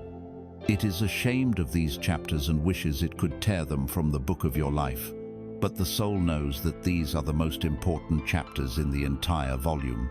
The soul understands that a life without wounds is a life without depth, that a heart that has never been broken is a heart that has never truly opened. The journey to wholeness is not about erasing the scars, it is about learning to read them as sacred text. The core message, the truth that will set you free from the shame of your own history, is this: your scars are not signs of your brokenness, they are maps of your resilience. They are the beautiful silvery lines that prove you have lived, you have been hurt, and you have healed. They are the marks of a survivor, a warrior of the heart.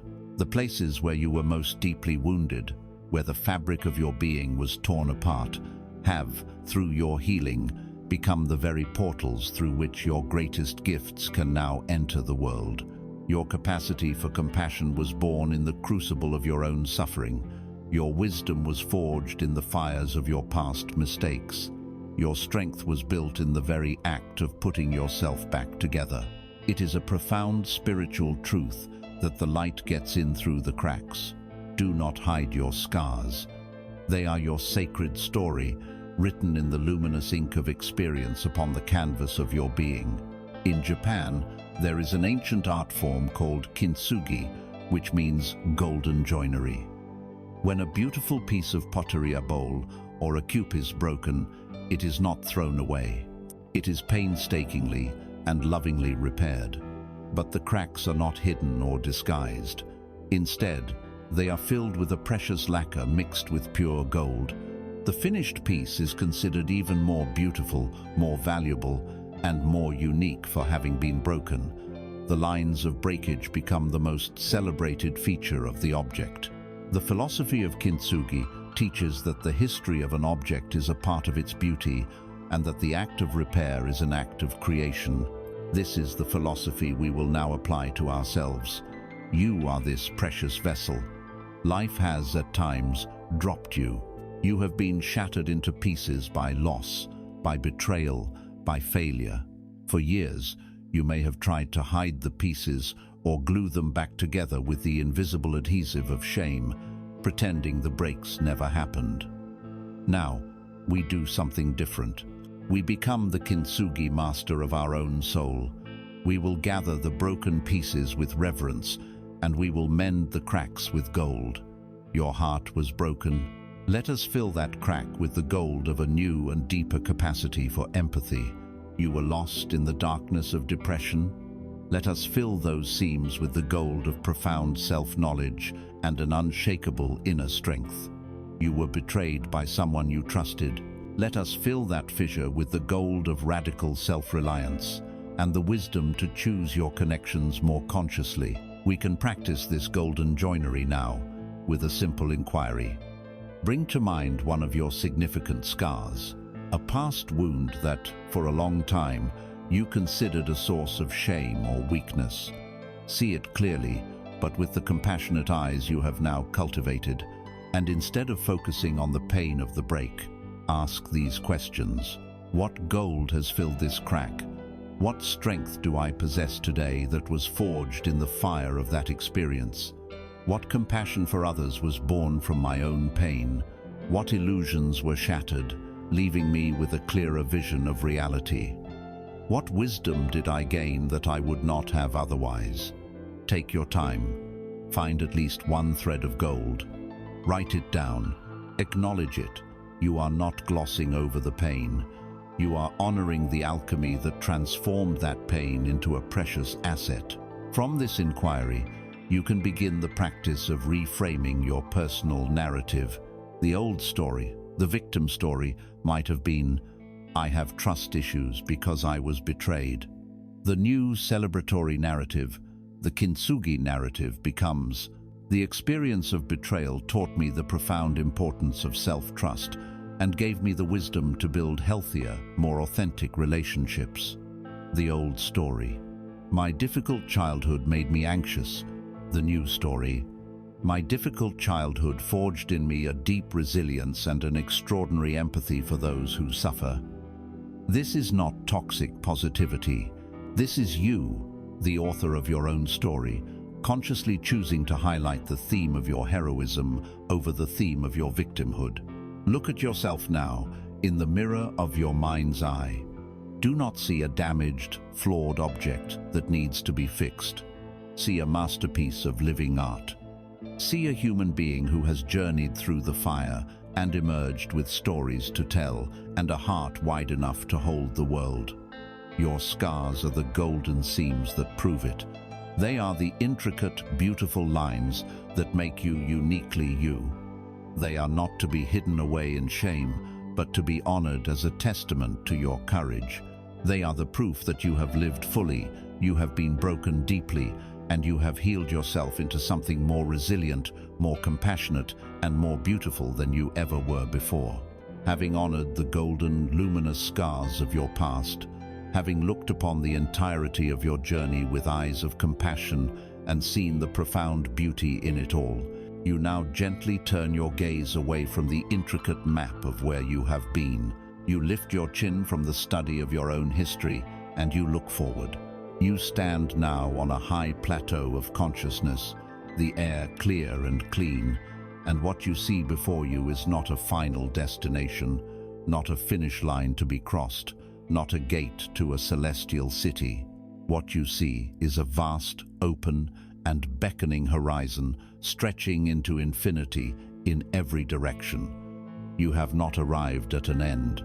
You have, at long last, arrived at the true beginning. You are ready to walk into the infinite horizon of being. For much of this journey, a part of you has been driven by the desire to arrive, to be healed, to be fixed, to become enlightened, to finally reach a state of perpetual peace and happiness where the work is done. This is a natural human desire, born from the ego's need for closure, for certainty, for a final static state of achievement. The ego thinks of life as a problem to be solved, and once solved, it can rest. But now, from this new vantage point, you can see this desire for what it is, the final, subtle trap of limitation. The purpose of this journey was never to fix a broken machine. It was to help you awaken to the truth that you are not a machine at all. You are a living, breathing, endlessly unfolding process. You are not a product to be perfected, but a mystery to be lived. The internal conflict that may surface here is a gentle one. It is the tension between the part of you that is tired and wants to graduate, and the part of you that is newly alive and has fallen in love with the journey itself. The ego seeks the trophy at the end of the race. The soul delights in the feeling of the wind on its face as it runs. To wish for the journey to be over is to wish for life to be over. It is a subtle fear of the open-ended, unpredictable nature of true, conscious existence. But you have learned to dissolve fear with love. And so, you can now love this part of you that craves an ending, while gently choosing to embrace the beauty of a path that never ends, but only ever deepens and expands. The core message of this final stage is the most liberating of all. The path is the destination. The purpose of all the work you have done, the observing of thoughts, the feeling of emotions, the setting of intentions, the healing of wounds was not to get you to a place called there. It was to teach you how to be fully and beautifully right here. It was to give you the skills, the tools, and the consciousness to walk any path, to navigate any terrain, with grace, awareness, and an open heart. The joy is not in reaching the mountaintop. The joy is in the conscious, deliberate, and loving way you take each step of the climb. Your life is no longer a frantic race to a finish line. It is a conscious, artful dance. Let us contemplate the horizon. It is the line where the earth and the sky appear to meet.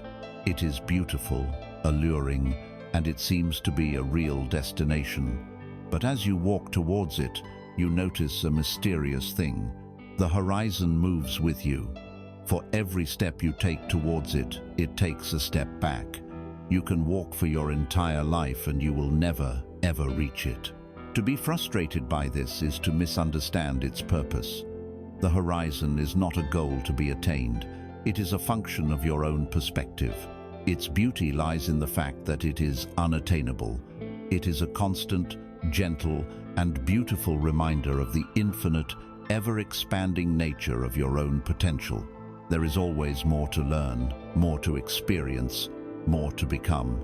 And the gift is not in arriving, but in having that glorious, open vista to walk towards for your entire life. So how do we walk this infinite path? How do we live in a way that honors this understanding? The first practice is to cultivate what is known in Zen Buddhism as a beginner's mind. A beginner's mind is empty, open, and free of preconceptions. The expert's mind is full and closed. To have a beginner's mind is to let go of the idea that you have it all figured out. It is to approach each day, each person, and each experience with a sense of fresh wonder. Look at a flower as if you have never seen one before. Listen to your partner's story as if you know nothing about them. Approach your work with the curiosity of an apprentice, even if you are a master. Let go of the need to be the one who knows, and embrace the joy of being the one who is learning. Ask more questions. Be more curious. Allow yourself to be surprised. This practice keeps your mind from becoming rigid and your life from becoming stale. It keeps you on the creative edge of your own becoming. The second practice is to make a conscious and joyful commitment to lifelong expansion. This is your vow to never stop growing. This does not mean you must always be striving for more in a material sense. It means you remain a student of life. Dedicate time to nourishing your mind with new ideas from books or conversations that stretch your perspective. Dedicate time to being in nature, for nature is the great teacher of cycles, of patience, of organic, unforced growth. Let the forest be your temple and the stars your scripture. Seek out experiences that take you beyond the comfortable bubble of your daily routine. This commitment ensures that you do not stagnate. It ensures that you remain a fluid, adaptable, and evolving being, constantly unfolding into new expressions of who you are. You have journeyed so far. You have faced the dragons of your own mind and the ghosts of your own past.